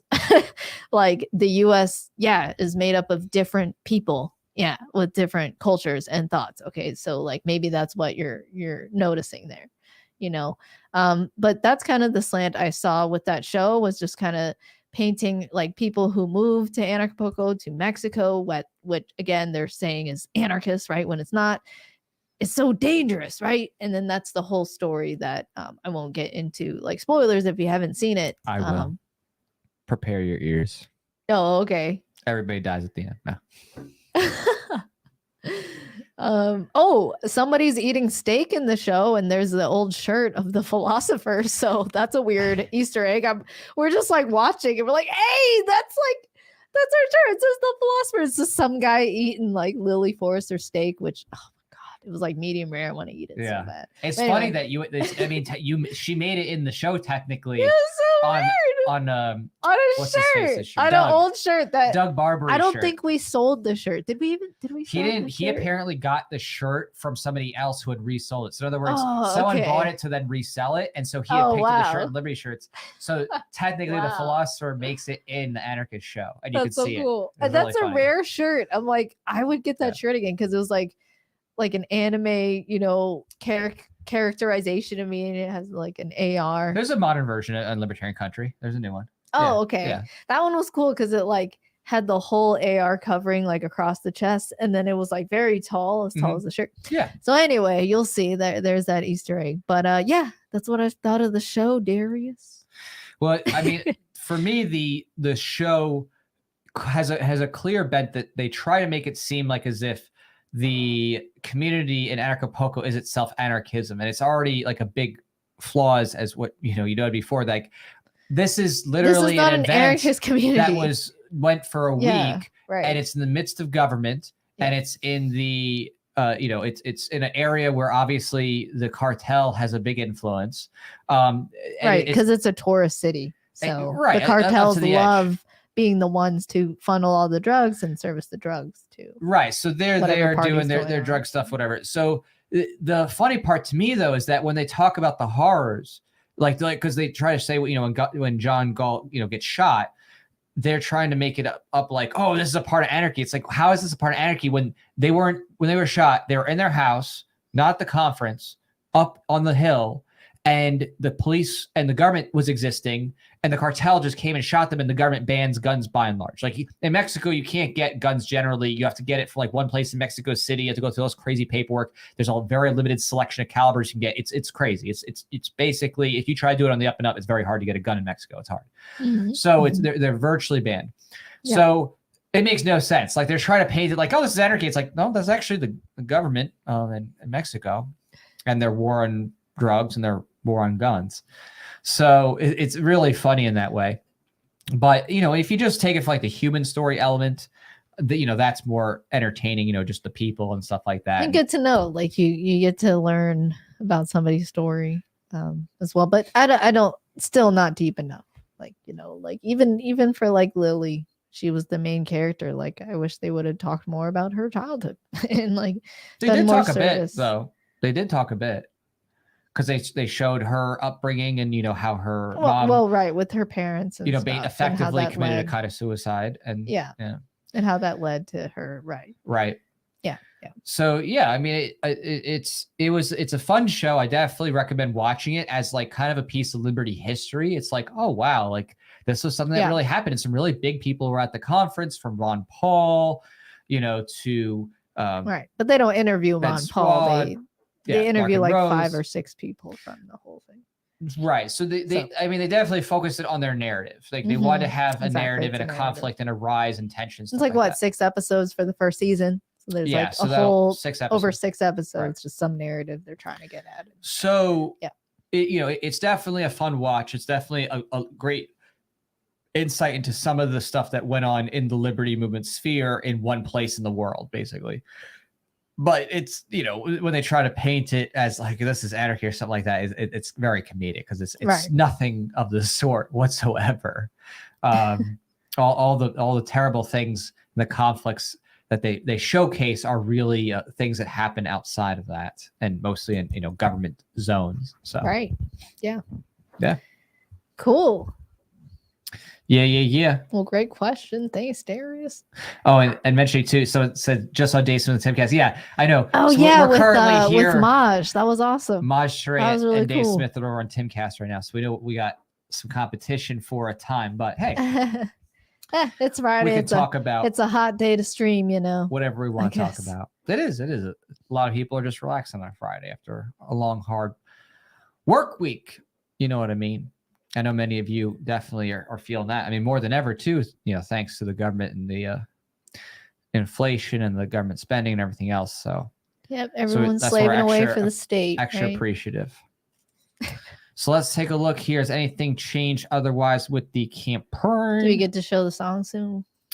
So it's the short it's of been a good hour and 16. Wow, time flies. Yeah. I thought it'd be less than an hour, but it's like it's been an hour and 16 already. Yeah.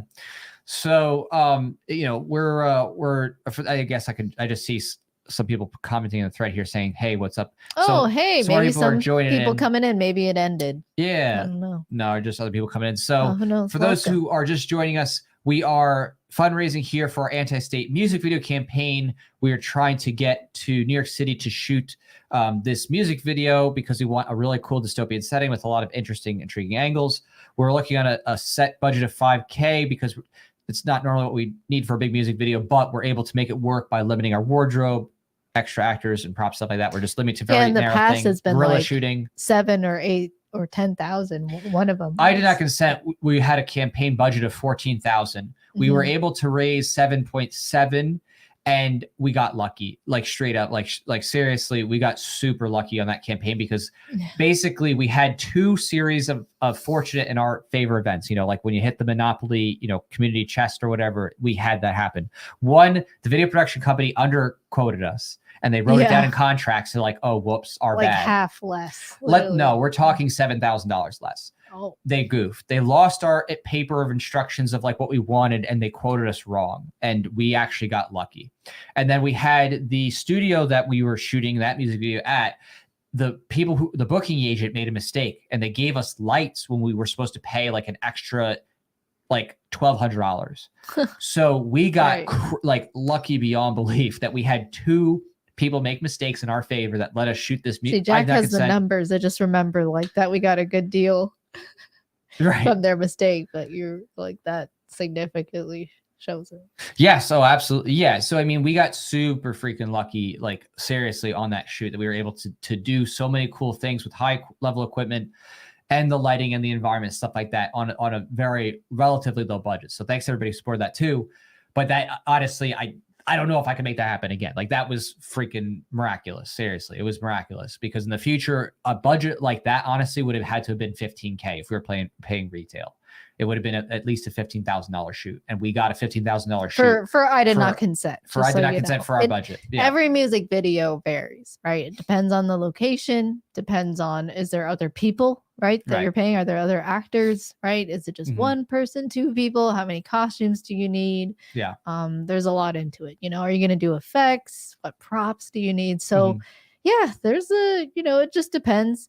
And in this case, like you were saying, the way we were planning this one in particular, like for it to be 5,000, it's just on the lower end of what we've done in the past for music videos, frankly, just because of how you planned it, you know, to be more focused about, utilizing the scenery that is, the different, time capsules and different landmarks that are in New York City. And just having like, one good outfit. Oops. Off something for each of us, so I need to watch that. Yeah, it's for the Don Julio. Drop the lid. So on this campaign, we have a different budget that we're able to do a lot with just because the way that we're going to shoot this, much more guerrilla style, using wherever you can shoot, outdoor environment, New York City kind of thing. And, guerrilla shooting, as you know, guerrilla shooting just means you kind of improv where you can, when you can.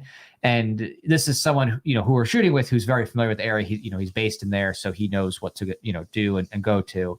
But it's not something that, normally is an ideal, because an ideal is you have a controlled set. You have the ability to, if you're indoors, if it rains or shines, you're good. You can control the lighting and things like that. But in this, we're kind of rolling the dice. We have a contingency date. We have green screen opportunity. We have stuff we can do in the event that anything happens. So we have the ability to make it happen no matter what kind of thing. And we'll take it from there. So. What were you saying about making it happen no matter what? Oh, just that we for this shoot, we built in contingencies. Like we have a rain date for shoot. We have also, if it's rain for both, we have the ability that he's going to shoot some other footage and then integrate with green screen. Then we can do awning. Oh, you're saying scenes. Even though we're, we plan to be there for just a short time, if we have goal, we planned the timeline to be flexible. You're saying we planned our shoot with contingencies in mind, so that no matter what, we're going to get a cool music video, just in the event of anything happening. Yeah, right. We're going to make sure that we can make it work no matter what, because it's not an indoor shoot where it's like, oh, we have a studio and studio lighting. It doesn't matter rain or shine. It's who cares? It's controlled. So we have to work within those parameters, which, huge cost savings, but also somewhat a risk. But we've planned for all those contingencies too. So. Okay, great. So Darius here says, we always do. That's kind of just the default. We always plan for contingencies when it comes to actually shooting the music video. All right. So Darius, he gets to pick a letter, and I'll do a mini shot in his honor. Just a mini though. You keep doing mini shots because I'll do mini shots. That's how we going. Okay. So aren't you eroding it? Aren't you doing the thing that you said not to do? No, because these are just mini shots. They're not the full shots. If you want the full shot, so I can do mini shots. And it's okay? I mean, your mini shot would be like a drop. You'd have to get one of those eye drop tools. Gosh. So all right. Well, thanks, Darius. I want to read his comment. Okay, Eric July put out his ISOM comic. Yes, Jack actually made a few funny skits about it. It was great. And it's been quite successful. Yes, it's really cool. It's like, whoa, this is we've been promoting voluntarists, and it's now you have ISOM. That's really cool. It's not particularly libertarian from my understanding of what Eric said. I haven't read it, but yes, he was saying he's intentionally trying to make it more not directly political. And then you said, but Jack, you've had an ANCAP comic since 2012. Why did yours not go far? Great question. I'd love to answer it. Sure. So okay. So the specifics here different. And guess a letter. Okay, D. He's got a letter, so we'll do the D cool. too. All right. Well, actually, let me do the D real quick, if you know what I mean. So I'll do the D. All right. So again, for those of you who didn't know, all right, is there a D? Is there a D? Give me a D. Give me a D.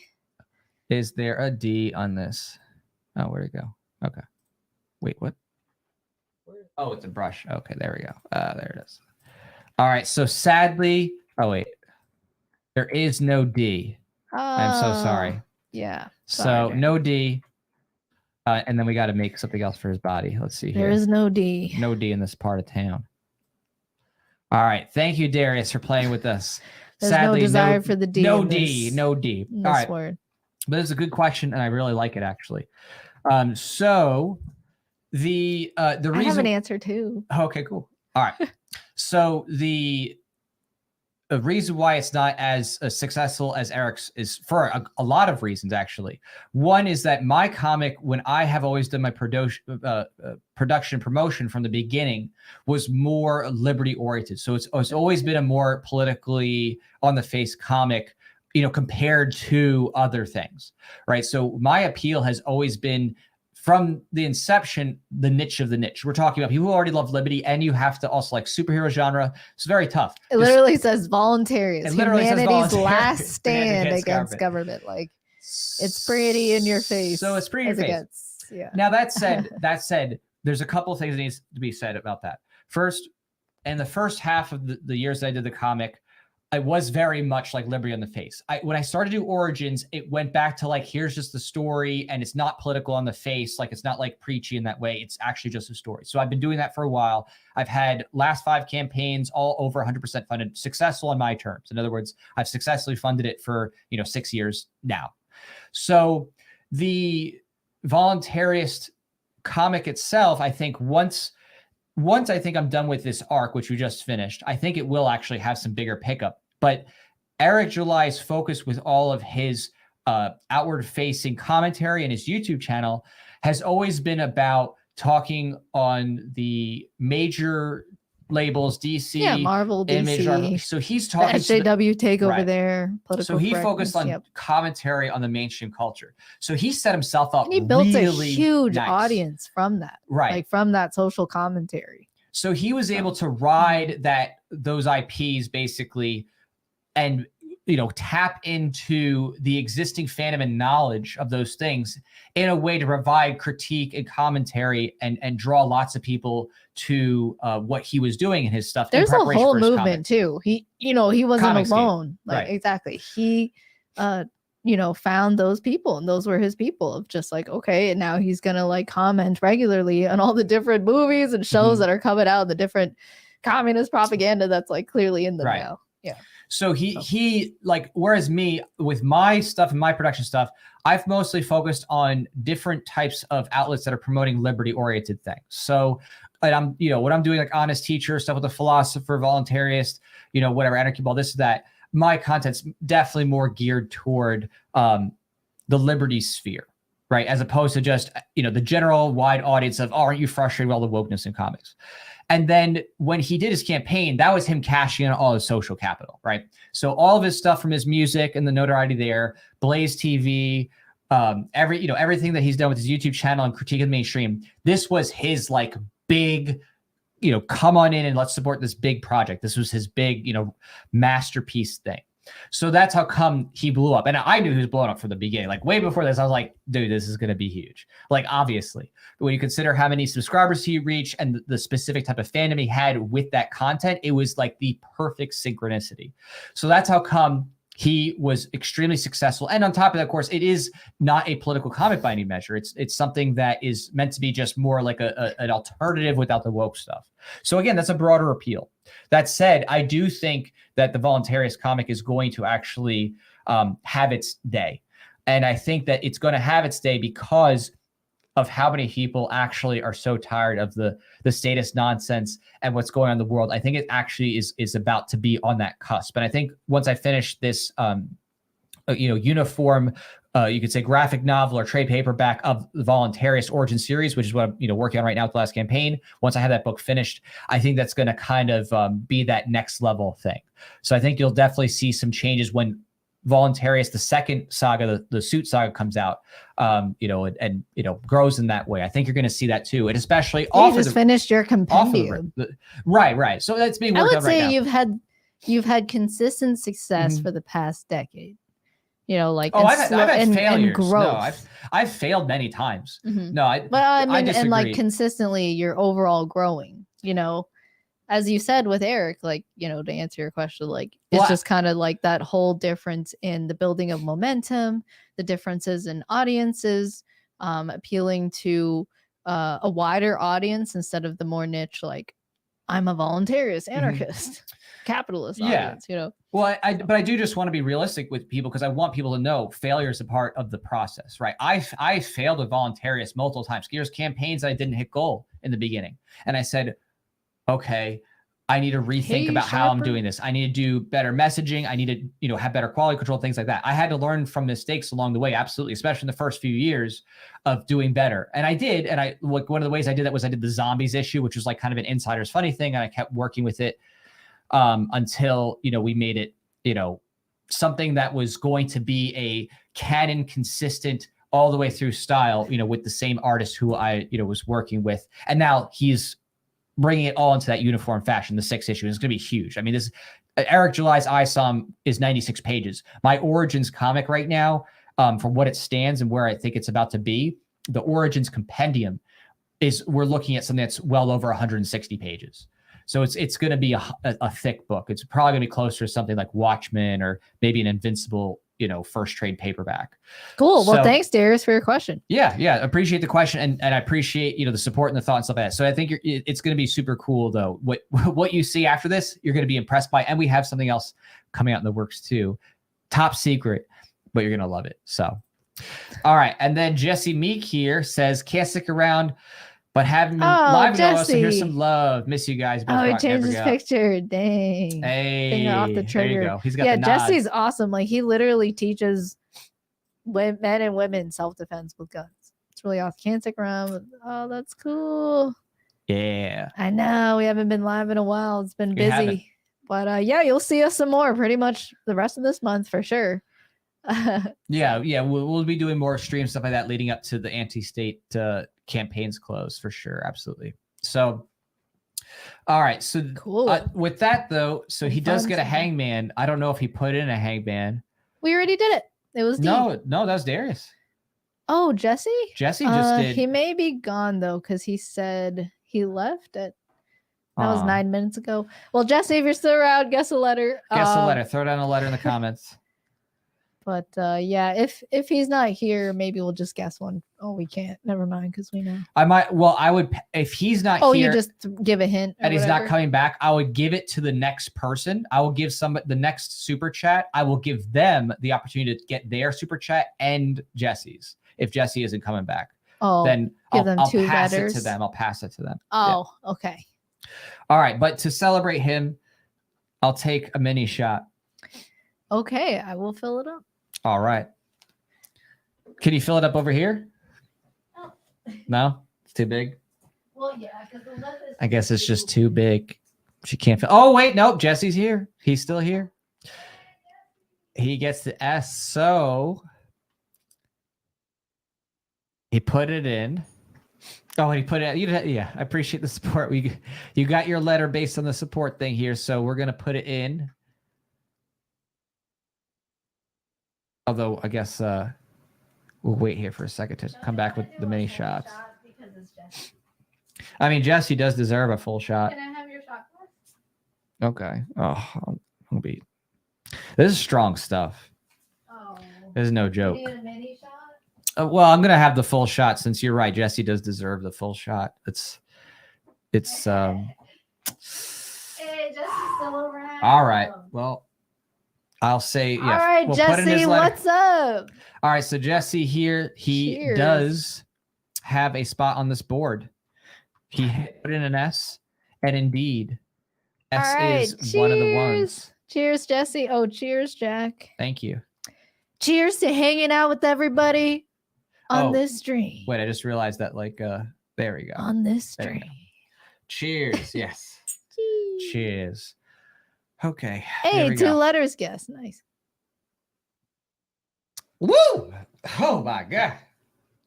Wow, that's strong. Okay.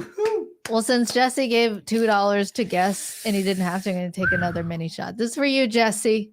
All right. Thank you, Jesse. And now we have the first letter. Looks like you're staying strapped. He's definitely staying strapped. The first letter S, the last letter R. It is a place. And that's part of the hangman portion of this fun. So thank you, Jesse, for your support. Whew. That was man, the Don Julio strong. I ain't no joke. I don't joke around. Strong. All right. Whew. Well, we still have 12 backers. We had one so far. This was fun. Thanks everybody. Yeah. And all the different super chats and the hangman guesses. Yeah. So wonder if someone will get the word. What are we on next? Well, we talked about the Queen. We talked about Queen. The Queen. We talked about nonviolent communication. NBC. We talked about the Anarchists HBO show. The Anarchist HBO show. Yeah. If someone wants to throw us a question as a super, we can do that too.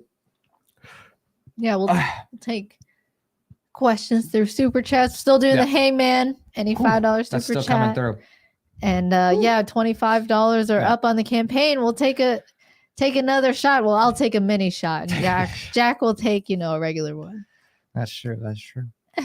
So, I guess or I'll give you a mini one if it's too much. No, that's fine. It's fine. I'm ready for the big boy shots. Is our tolerance the same though? Like you're feeling the same level as me now? I assume so. I don't know. Maybe. Possibly. That's funny. Yeah. So the fun other fun things from this week, the whole Biden up on the stage with the red lights. With the red lights. Yeah, it's really interesting because it was kind of it's in itself, it doesn't communicate much. It's just the imagery of him being, in this ominous lighting and, the kind of the black lectern really gives people that sense that, he's a bad guy kind of thing. It's kind of funny how just the superficial things that you see about someone can really change your opinion on them whenever something notable happens. Right. And it's like, I don't know what it is, but for some people, they seem to really get that how bad of a guy Biden is just because, he staged with some red lighting. It's like, who? You mean some people were like, oh, like, my God. I finally see him in the villainous light he really is, Oh, it took some red light for you to see this. Took some Hollywood effects. He's just a meat puppet, man. It's like, well, he is a literal meat puppet at this point. At this point, yeah. But I try to remind people, like, he had a history. Okay, his hands aren't just clean. Okay, oh no, he's an evil guy. Hands. I mean, straight up. He was vice president for Obama. Like, okay, this guy, sure, maybe, just like anyone who's old and gets to like past 90, you may start developing dementia as your brain starts to deteriorate in your body because you're old and you're literally dying. Yeah. Like, okay, but it doesn't change that he himself was very cognizant for the like 4+ decades he's been a career politician. So anyway, some people are like, oh, he's just a puppet. He's just an old man. Oh, he is he is at this point. He is just a meat puppet. But his history, of course, is doing the crony deals. How did he get there? Well, very, very crony. His name was Pedo Pete in his son's phone for a reason. And obviously, wow, that's crazy. That should be like news everywhere. Should be. That's just like a meme, and you have to like know about it to know that Hunter Biden called his dad Pedo Pete. Yeah. Crazy, huh? Yeah. But and then of course with the footage from Hunter's laptop, you get a real sense of what they're into and what things have been passed down with his kids in terms of the types of interests they have, and him being around a bunch of clearly young girls that are definitely not of any remote age to be engaged in the things that they are doing with him. So they're just kids. Yeah. Literally. So it's pretty sick, pretty evil. They're just evil people. Just like the Queen. Yeah. And her son, Prince Andrew, but they cover up. But the Queen, God save the Queen. Ugh. Yeah.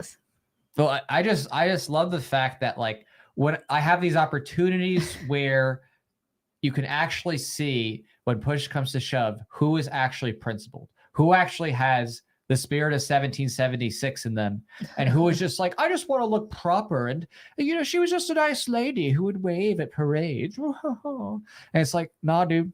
She was so elegant. She was the face I know.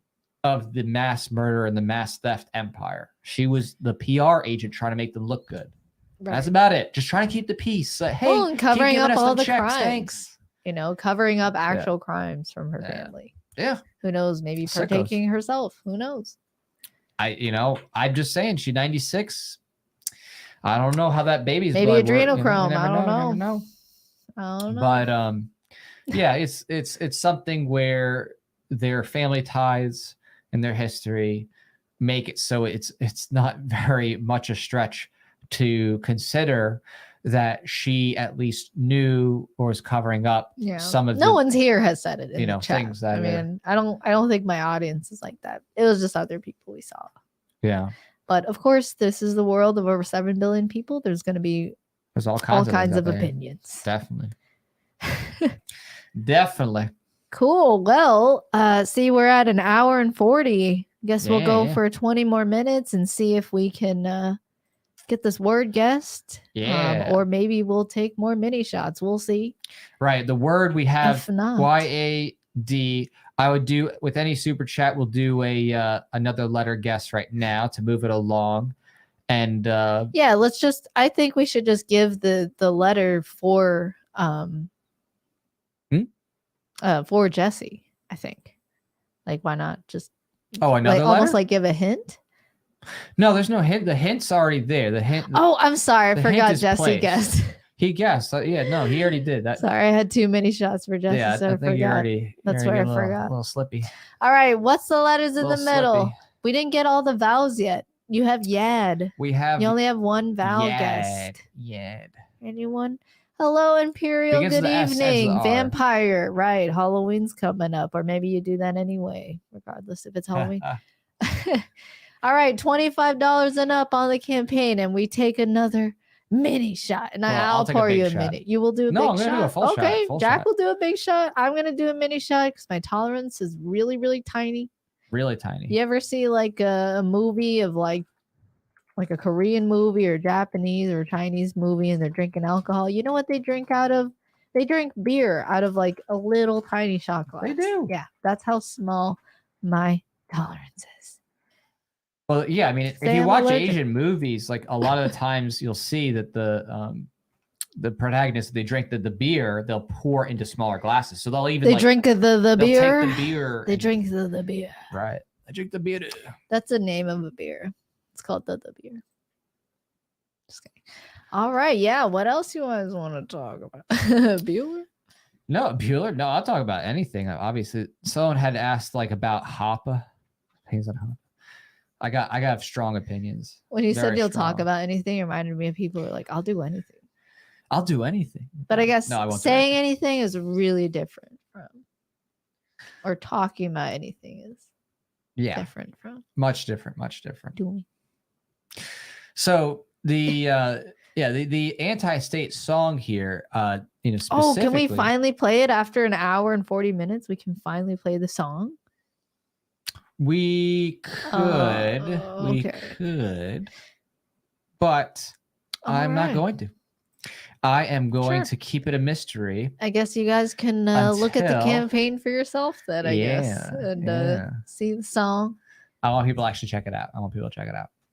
I really like it. It gives me a very like ethereal feel. I feel very like motivated, and I love it. It's great. Well, we could also show people some of the the perks stuff of that, because we have like the sticker. We have the signed photo. We have coasters. We're doing some coasters. Yeah, not the rubbery kind, but more like the firm kind. We have the Anti-State t-shirt. Also in terms of where'd the other one go?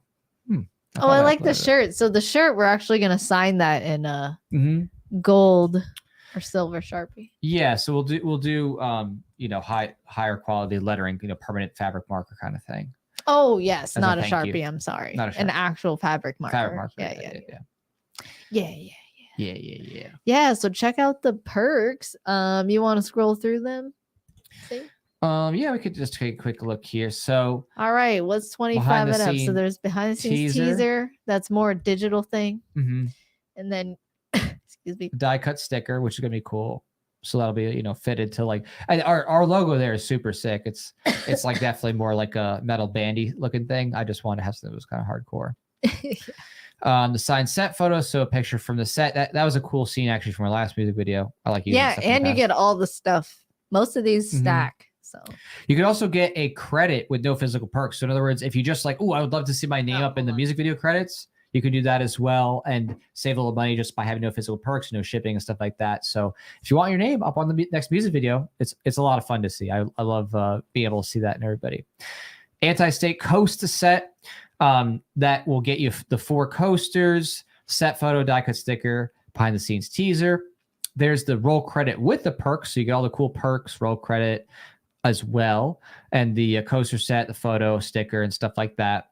Then there's the t-shirt, which comes also with the roll credit. So you get credit and the t-shirt and all the other goodies that comes along with it. And then, of course, the big ones. We have the executive end credit. So that's like your big solo screen at the end. You can put your name, your business. You can put the website too. You can say executive producer. And so if you have a business you want to shout out, you can definitely do that. And there's the opening credit. So the opening credit, same thing. You can do name, alias, business. It has to be your own business, your own products. You can't do shout outs for others just because obviously it'd be legal issues. People coming after us like, what? I don't support your stuff. Yeah, of course. That's how it goes. But you have the opening credit there in the video. So our last video had Jason Rankin, which is pretty cool. He's awesome.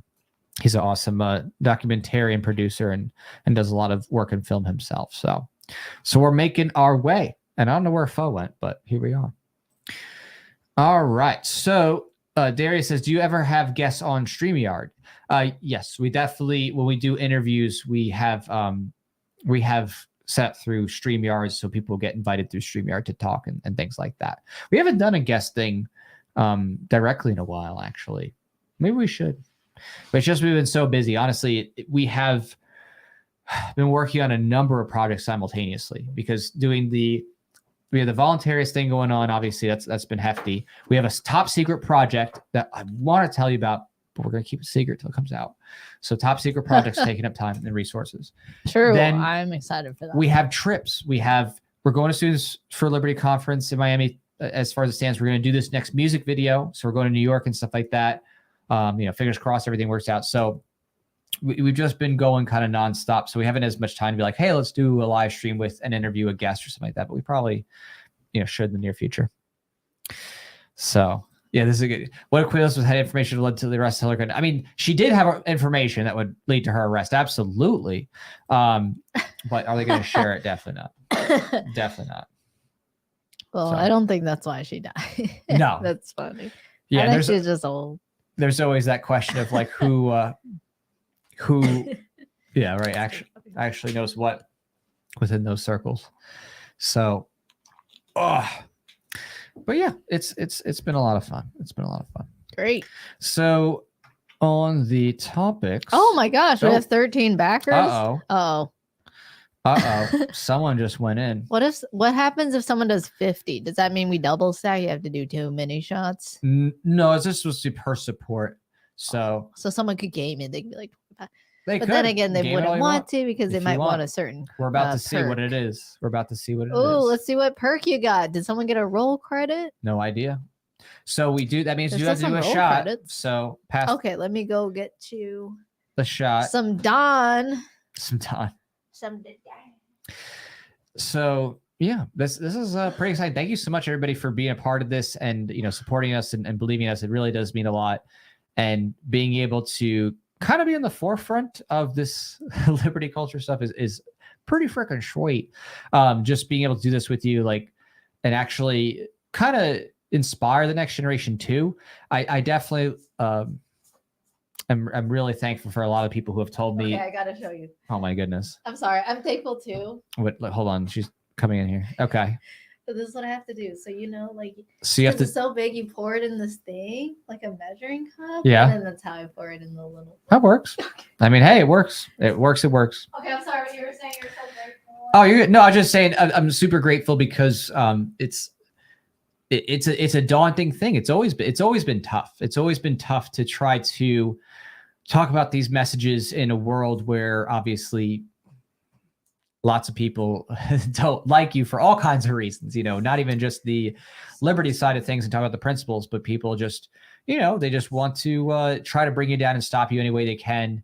And so it's just so encouraging to have shame you and be like, oh, you're so crazy. Yeah, you're stupid. What are you doing?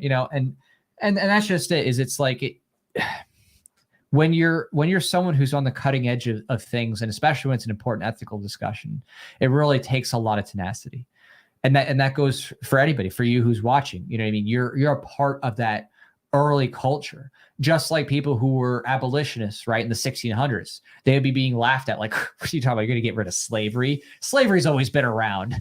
Slavery's everywhere. Please, maybe you could just reform it or something, but you're not getting rid of slavery, right? It's the same thing. You have that huge historical, intellectual hurdle to overcome, but the efforts that you put in are not for nothing. They inspire others. They create a chain reaction of people who suddenly start to realize the value of that change in thinking.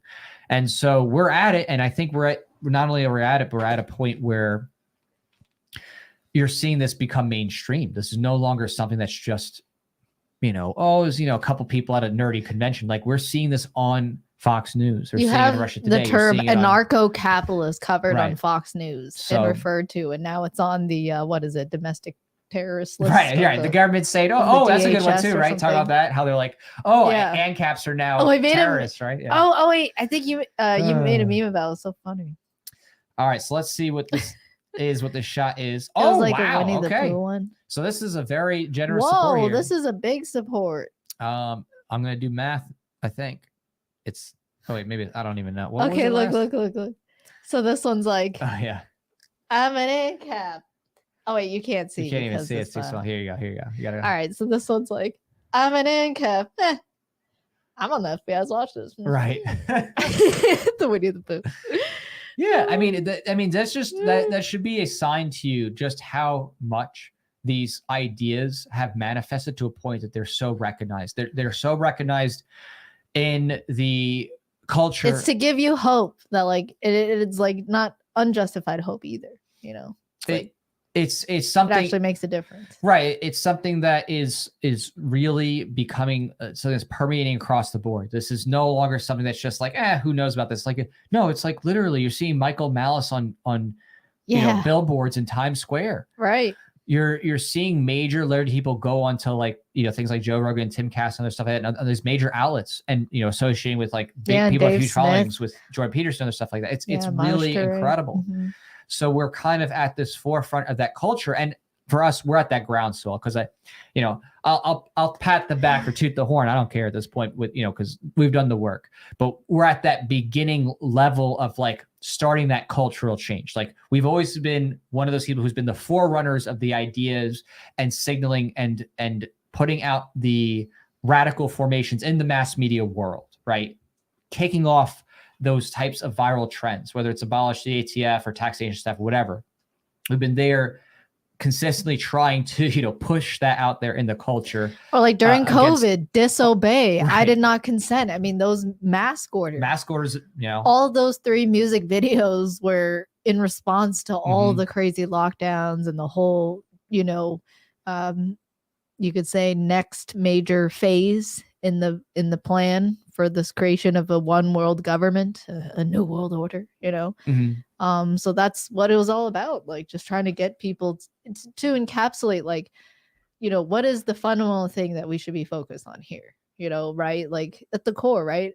I did not consent to taxation. I did not consent to the theft of my land, and I did not consent to being like a perpetual neo-feudal serf who can never really truly own their own property, you know. So that's yeah. So anyway, thanks for believing in us, and those of you who already supported. I mean, the latest backer, that's awesome. Heck yeah, dude. Thank you. Now we're over 1,100. That's awesome. So cheers to you. I'm going to take 2 mini shots for that. That's a big support. Cheers to you on that. Cheers. Cheers to that. All right. Hopefully we can get to New York. Now we're 22% of the way funded. We'll see.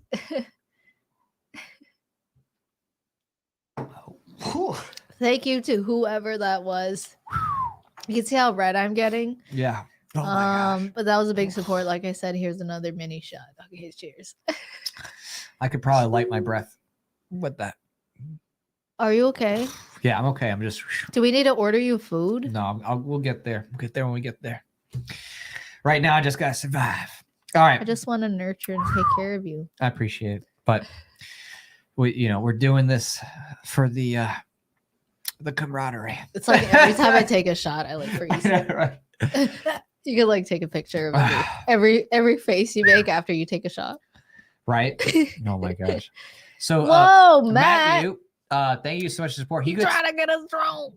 Well, this can is he have 5 letter. Guesses? He's picking a letter. Oh, can he have multiple? Yeah, for 30. Yeah, definitely. 5, 10, we'll do 3. 15, okay, do 3 letters. 3 letters. 3 guesses, Matt. 3 guesses. Also, I like what Banana Booey said. Are you from New York? Because your name's Banana Booey. He says, we got to talk the talk before we can do the walk. Sorry, I just assume you're from New York and you're a dude. Right. I could be wrong. Prove me wrong. Maybe you Chinese. All right. Thanks, Mercenary DBU. Stay dangerous as well. You guys are awesome. Yeah. And thank you for whoever was the supporter on that last one. I'm not going to check it at the moment, but if you want to say you just run the campaign, you can shout out there, but we don't dox people here. We don't do that. So it's like, can they guess a letter too? Damn, that was great support. Okay, Matt. So Matt's up for his being able to pick 3 letters. Like 3 letters. We'll do 3 letters. You could go through like all the vowels. Okay, not all. All right. So he says E, T, and H. Ooh. Okay. But this is about to get interesting. See. So do we have an E? Well, yes. Okay, but you're gonna draw first. I'm going to put the E here. Okay, there we go. And then E. my brushes, or I don't even know. Yeah. So T. Sorry, this is not very professional looking, but I'm gonna try. Yeah. Oh, okay. Wow. 5 guesses, 3 right. I mean, 8 total. 3 right out of 8. Okay. So he got one of those 3. And if I can get my cursor to work, okay. 1 and then Oh my gosh, 2. is it almost Hangman? It's there's sometimes people do like I Hangman like. with I hats love or drawing a eyes. hat and faces. Yeah, so we might do face and hat. We'll see. Let's do face and hat. So I Matt, love drawing the top hat. Did you draw the top hat, or did you do like a baseball cap? Sometimes. I always did the top hat. I don't know why. Okay. Childhood. Okay. Speaking of, we didn't talk about childhood this stream, this whole 1 hour and 55. But thank you so much, Matt, for your support. Yeah, And thanks for getting us closer in this Hangman part, because we are S and then ER. So whatever this word, it's a place, S, ER, it ends ER. So it's wait, okay, yeah. I was like, did I spell this right? Okay, I was like, wait, I was freaking out for a second. Like, okay. You did. So, there's such good comments, man. We got Travis saying, still got slavery. IRS is the handlers. Exactly. That's what I'm saying. You know, we've had this phrase that says like taxation is theft, but I think taxation is slavery makes much more sense.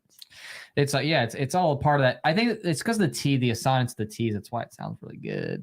And people feel theft more because it's taking away your money. So it just rolls off a bit better. Yeah, I get it. But this is 2 more appendages, right? You can draw the hands and the feet. Well, yeah, people can do. Sometimes they do. We'll stick to the face and stuff like that. But you were saying talking about childhood or something. Yeah. Oh, I guess she's grabbing some more alcohol. So childhood. What specifically we talk about there? Because I was just recently rereading. The Origins of War in Child Abuse by Lloyd DeMause. That is an incredible book. I cannot recommend it enough. So if the Origins of War in Child Abuse, I can't even find a print copy of it, but it's available for free online. You can Google it and you can find a PDF or the web. There's a website that's still up from his, I guess posthumously. He died in 2020. Thank you. But he died. It's a psychohistory book, which means that it covers kind of an analysis of people's psychologies in like group theory and in larger scale, I guess you could say of analyzing different social situations, especially when it comes to entire groups of people within a certain demographic society, governments, and things like that. And one of the things that was very powerful was talking about how a lot of war propaganda stems from the idea of protecting motherland. And it's this idea of connecting to the mother, that you anthropomorphize the nation state, you humanize it as a mother, and you appeal to those things to get to people to like really want to be, bought into the idea of defending those who are currently ruling, right? By buying into, there's the motherland. This is your mother you're protecting, and like having those maternal connections and wanting that maternal approval, that it's a part of the messaging. And, he provides a lot of really great evidence for this. This is not just something that he's just like blathering on about. He shows the pictures of the war propaganda posters across the world, very many different governments, especially in the 20th century and before. But, a lot of 20th century, you have, really recent examples of war propaganda posters that use this maternal imagery to sell the war to people from World War I and II and so forth. So it's a really powerful. I would say his book almost argues, though, it kind of going into the whole chicken or egg question, which came first, government tyranny and war, or abuse, like childhood abuse amongst even by your own parents. So exactly, I think that's what was really fascinating to me, is like he goes into the historical events surrounding like this whole cycle of violence throughout human history. We've all been passed down, like from centuries ago, people actually killing their own children because they had too much, they don't have enough food, they abandon the baby, There's also been many cases of rape and incest in families throughout history. So you have all these different humans around the world, right? Just inheriting different levels of cycles of violence, you know, and depending on what family you come from, maybe your own family was able to break out of it, right? Like one individual, you know, figured out how to do something better, right? And more healthy, you know, and more peaceful. But yeah, it's a really fascinating book. I actually, I told Jack about that a few years ago when we met, and I had first heard about this book like 10 years ago. It was like in a podcast as well, just going through it. So yeah, it was really eye-opening, and I just can't believe it's not something that's really not talked about. You know, it's so critical. Like, why do people act the way that they do? Well, often it's, you know, if someone's violent, like why do people go to war? Why does someone choose to murder somebody else or initiate violence? Chances are they themselves had violence initiated against them at some point, you know, and it was normalized for them. Mm-hmm. So it's just like we are tasked with in our current lifetimes, like if you're alive right now, I mean, you have to if you're watching this, you know, to choose to figure out if there's a better way, a more peaceful way, and not actually have war anymore, and not beat your kids, not spank your kids, not shame them into compliance, but actually have a world based on truth and philosophy and reality and, you know, specifics that talk about, you know, what's going on for people and honesty. So.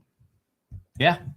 It's a big topic. I mean, definitely we should talk some more about that, but I do have to say that we did get another backer on the campaign. Wow. So that means we have to do another shot.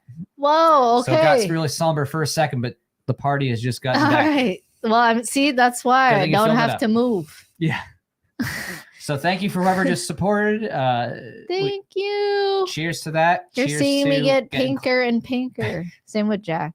You got some pink cheeks. Pretty freaking pink right now. Cheers. Cheers. Cheers to liberty and life. Yes. Why?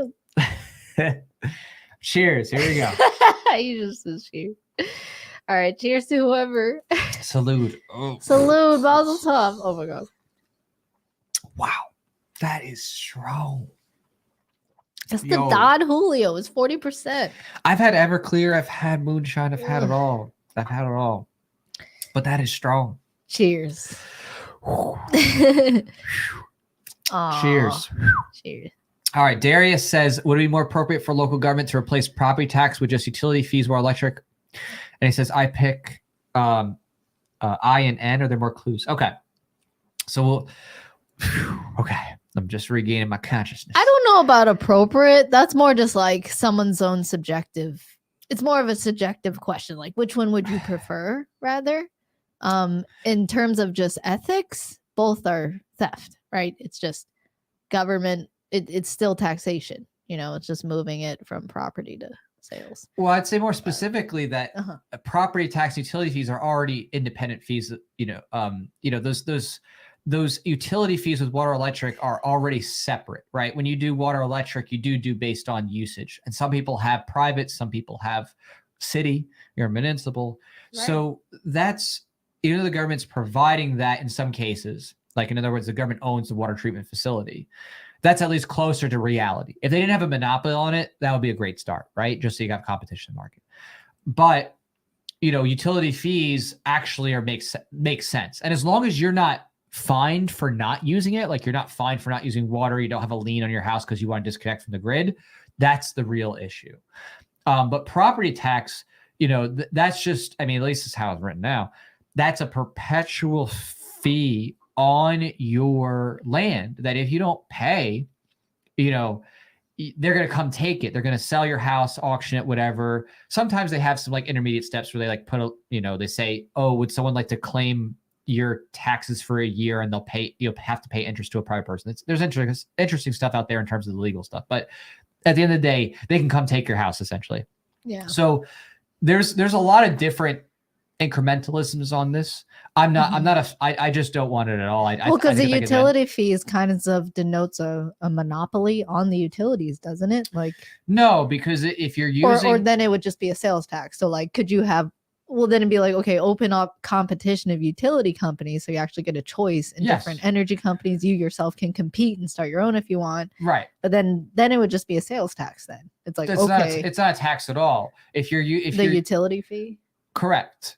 If we're talking utility fee, we're talking about you're paying for what you use in water, unless you're saying a tax on top of that, which a fee is not a tax. A fee is based on usage. This is just assuming the government has that monopoly. Right. So the monopoly should be ended, obviously. But if we're talking about even just an incrementalism, which again, I'm not saying that I'm want this as an ideal, but I think a lot of people have already gotten in their heads this idea, like as an acceptability, that if there's a property tax, it should be one time, not every freaking year. And then you lose your house, right? It should be, okay, one time at the opening, just like anything else. You pay sales tax one time, and that's it. So I don't obviously support that. Not at all. But it's an incrementalism that I think that a lot of people could get behind in terms of just psychologically, right? Like just trying to get people who are in the deep state of saying like, hey, why do we have to pay this every year, property tax, just to own your home? Shouldn't it just be one time you pay it and that's it? It's the deed is registered and then you don't pay anything else unless it's getting sold or something like that, right? That is even itself an incrementalism to get rid of this freaking oppressive neo-feudalism where you have to pay every year and they're changing on you, you don't know what to expect, and all of a sudden, boom, you know what I mean? You have grandmas losing their homes. I think that is just like school choice. Again, I don't think school choice brings liberty. But it does bring people thinking about choices, like the idea of getting money out of the state of school. So, I like Darius's question. You know, it's something that can be argued as an incrementalism to just get status out of that mindset. Okay, so you would argue that it's probably just, I mean, if you had to choose, it would be better. Like if you got the choice and you would want to choose whether this passes or not, then I would say, yeah, replacing property tax. So you can actually, like you said, own your property, right? Like, I would, the ideal would be opposed to upend property tax entirely. Of course, that's the ultimate ideal, or to just make it one time where it's no longer something that's like, you have to pay this every year and it's constantly changing the millage rate based on assessments, the random assessments of the property assessor, which doesn't even match market value, whatever. It's just made up nonsense. Yeah, I agree. It'd be a better step. Just like, instead of, probably won't get eliminating all income taxes, but I mean, I'm sorry, all taxes. But if you start with income and property taxation, oh my gosh, you know how much more wealth everyone would have, and you could actually keep your house and no longer like you pay off your mortgage and you're an old person on a fixed income. You can't get kicked out of your house because you can't afford the property tax. Like all that evil shit would end. Exactly. So, I mean, yeah, definitely Darius. I mean, it'd be a great, like you said, incrementalism for liberty. Right. It's an incrementalism. It's not the solution. I don't approve of it as a permanent thing, but I do approve it as it's like school choice. People trying to get out it's of like, okay, you get a voucher from the property taxes pool. Right. That's so theft and crony and socialist. But and the reason am I gonna like argue and spend all my time against it? No. I mean, I'll I'm not gonna spend my time promoting it either. I'm gonna focus on the principles. But if some people are gonna do that, I'm gonna be like, okay, that's superficially better, whatever. And okay, Darius says he picks I and N. All right. And he says, are there more clues besides it being a place? So there are no more clues, but I and N are coming in. Okay. Whether you like it or not. So where's my letter thing? Okay. Okay, so we have I, but then we have what? Okay, what? This is supposed to be pinned. What the heck? Why is this not staying? Oh, what's not staying? The top bar. I want it pinned, but whatever. Oh yeah. You just do what was the pin? Home. Yeah, whatever. And then there's supposed to be a little, there it is. I see the pin. I found the pin. Yeah, there it is. Oh my gosh, I am the pin master. Okay, so N, the N. Oh, you're getting so close. Like, what's in the middle? All right, so now SI and then ends with ER. So what's in the middle? We're gonna give it a face. We're gonna give him a face. Yeah, let's give him face. You can give him hands. No, that's too much. So we'll do an eye. One eye. There we go. Two eyes. Okay. Okay, no. So it's a place. We have SI and then an ER. Yeah. Okay. Oh, Darius. So Coming Darius in just hot. came in. All right, I'll take a shot for that because he solved it. I want to solve Sizzler. Oh, that's the word. That's He the got it. word. You got It it. is. It is. Got it, Darius. He got it. He definitely got it. It is Sizzler. So after like, who's been to? I haven't been to Sizzlers in sweet Lord. I never even heard of that. I thought Sizzler? is that not like a sound effect? Sizzler. No. Is that not a chef? He's a sizzler, No. like he sizzles burgers. No. He's a sizzler. No. But that's a restaurant? What That's kind a of restaurant. restaurant? Do they have burgers? They were popular in the 90s. They have burgers? I don't. I haven't been to a Sizzler since I was living in New York. Anyone been to Sizzler? Sizzler? So, Oh, Travis says not in look, years. I miss it. Oh. right? I'm sorry. I brought that all back from your memories from back in the day. Whoa, doing business. Sizzler Wow. restaurants. Whoa, USDA choice sticks. Oh my, There you USDA. go. There's the Sizzler. What? USDA. So for all you who knew about Sizzlers from back in the 90s, welcome to your childhood. Oh, Darius says he's never been, though. He is from Jersey. He's from Jersey. They're still He around. did solve the puzzle. Wow, good job. Kudos to you, Darius. He did it. He came in clutch. You're awesome. All right. Like I said, here's a mini shot for you because he solved it. Woohoo! Yeah. It takes a village. Am I right? Just kidding. Quoting that. Don't quote That Hillary be Clinton on this Hillary stream. Clinton. On this private ANCAP server. You will not quote Hillary Clinton ever again. That's like a term, like, you know how status may get triggered if you say taxation is theft? That's like how you trigger a libertarian. It takes a village. You say some collectivish like that. It's That's like, so get true. out of here. Get out of here. Okay, cheers. Cheers to that. Wow. So Oh, that's strong. you're getting really sweaty and red. I'm not sweaty. I'm just red. You're just shiny. Okay. Western Sizzler. Oh, is that? I never heard of Sizzler. There's probably no Sizzler in the Yeah. West. Well, wow. Well, this has been fun. has been So we're gonna do this. It's September. It's only the first Friday of September. There's 3 more Fridays to go in this month. There So are. you will see us. You can see there's 22 days left.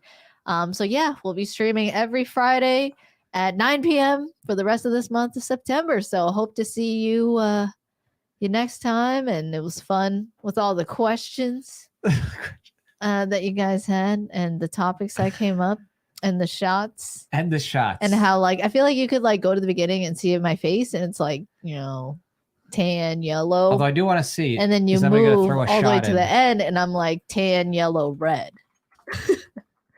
So it just kind of one last shot. All right. I'm throwing it out.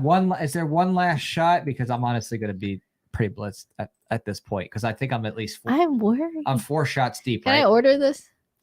Holy crap! I don't know if you can order that, but we'll see. I don't order it.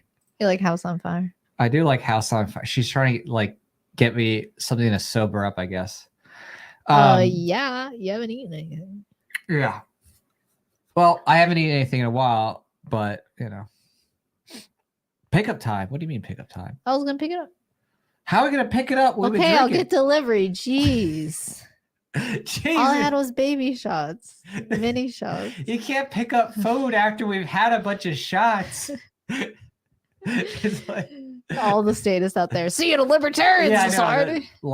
in a libertarian Well, society. I'll tell you what. In a libertarian society, libertarian wives have libertarian husbands to talk to them about their decisions. Oh my goodness. Okay. In any case, I don't know if we're getting one. I don't know last why I talk like I would do one I'm last from shot. the West Cheers. Coast, like I'm a Valley girl from the West or something. Maybe because I am.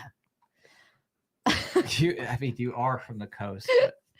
But I'm just wilding out. All right, John. Wilding Rest in peace. You're absolutely right. That's R.I.P. what's going on. Rest in peace. All right, preparing our order. that's Thanks. good. Thanks, the market. Thanks to the market. Oh my goodness. Well, in I any really case, like these mini if a last shots. shot comes in, This we will was do fun. it. If a last shot comes in, we will do it. But seriously, thank you so much, everybody, for helping us be able to do all these cool projects with the music videos, stuff like that. It really is pretty awesome to be able to have been a part of making this happen. Actually, do super awesome Liberty Origin music videos. And again, there's lots of people make music videos, right? But there's very few people who actually are really anti-state, principled, consistent, calling out specifics in their stuff. a lot of the anti-state stuff out there is just commies and socialists and stuff like that. Like, you mean in terms of music? In terms of music video, yeah, you don't Yeah, get definitely, that kind of like principle voluntarism. Even Dead Prez are one of my favorite. They have an Yeah. album called Let's Get Free. Right. And it's like one of my favorite albums. But yeah, I mean, they themselves like are saying like, yeah, we need to organize the hood into a socialist society. I don't think they understand though. I think, you know, often what people, and I don't blame them, like most people, when you ask them like, what do you think socialism is? They probably wouldn't describe it as anything about, they probably wouldn't even bring up property rights. Most people don't even know what the heck that is. Like, or don't use that word, you know, property rights, right? Like they don't really. I think so, at least in this part of the country. Oh, okay, sure. Yeah. But I just think that when you think like socialism, most people think like, oh, okay, it's like social programs for the welfare of people, right? It's right. Workplace democracy. Using government to help people. That's what people, I think, have. That's the impression most people have. Like that's the normie impression of socialism.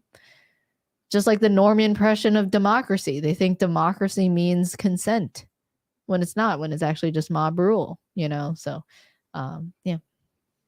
Yeah, it's when democracy is forced, obviously it's not consent, because if the vote takes place and it affects you regardless whether you participate and it's forced upon you, well, that ain't exactly you consent to anything. That's forced mob rule. Yeah. So yeah. I love the comments. This has been so fun. You guys are awesome. There's been a lot of people, recurring fans, and also a lot of new faces. Also, I need to say a lot of people I have not met. Oh yeah, you want to point out your Florida man hair? Forgive me in advance. Yes. So I should note that I've been trying to do my hair in preparation for this music video. You can kind of see it here. Let me see here. You can kind of see. Oh, here you come on that side. Okay. Yeah. So I've been basically trying to get ready for this music video growing out. So I'm in the awkward in between stage, or I think as one of our friends said, I look like a mullet. I look like the village idiot. I get why people like, if for the feel, I get why people wear mullets. It's like if I was a dude, you like have like soft hair in the back. But then on the side, you know, if you're in the hot South, you know, like we are in Florida, keep the sides cool. Yeah. I mean, I'll wear a wig if I need to, if it, you know, if that comes down to it, but I'm trying to see if I can grow something out interesting for this music video. We'll see. I don't know. I don't know what's going to happen. It's going to be crazy. We're going to be in New York. And honestly, I'm kind of scared. New York's not a safe place. Well, we got to stay strapped. Even in New York. You got to stay strapped. Yeah. Well, thanks, Battle Angel. Cool that you found us too. I mean, that's awesome. And yeah, you'll definitely see us again. We'll be streaming every Friday this month for sure. So hope to see you next time. We'll see you at 9 p.m. next Friday. And yeah, thanks for hanging out. Thank you. Yeah. And thanks for all the shots. Seriously. Yes. Thank you so much for just helping make this happen, because we're going to make you proud. It's going to be something that you're going to be like, okay, this is cool. You're going to want to share it. I'm so excited. This is New York City. I mean, this is going to be incredible. It's going to be something. Shoot the video. It'll fit the vibe. The what kind of vibe you're going? Dystopian vibe of the music video. Dystopian vibe. Definitely New York City is a great backdrop for a dystopian music video, just like it is the backdrop for many dystopian movies throughout history. You'll see. All right. Take care, everybody. Thank you so much for hanging with us. See you later. Have a good night. Thanks, everybody. Bye.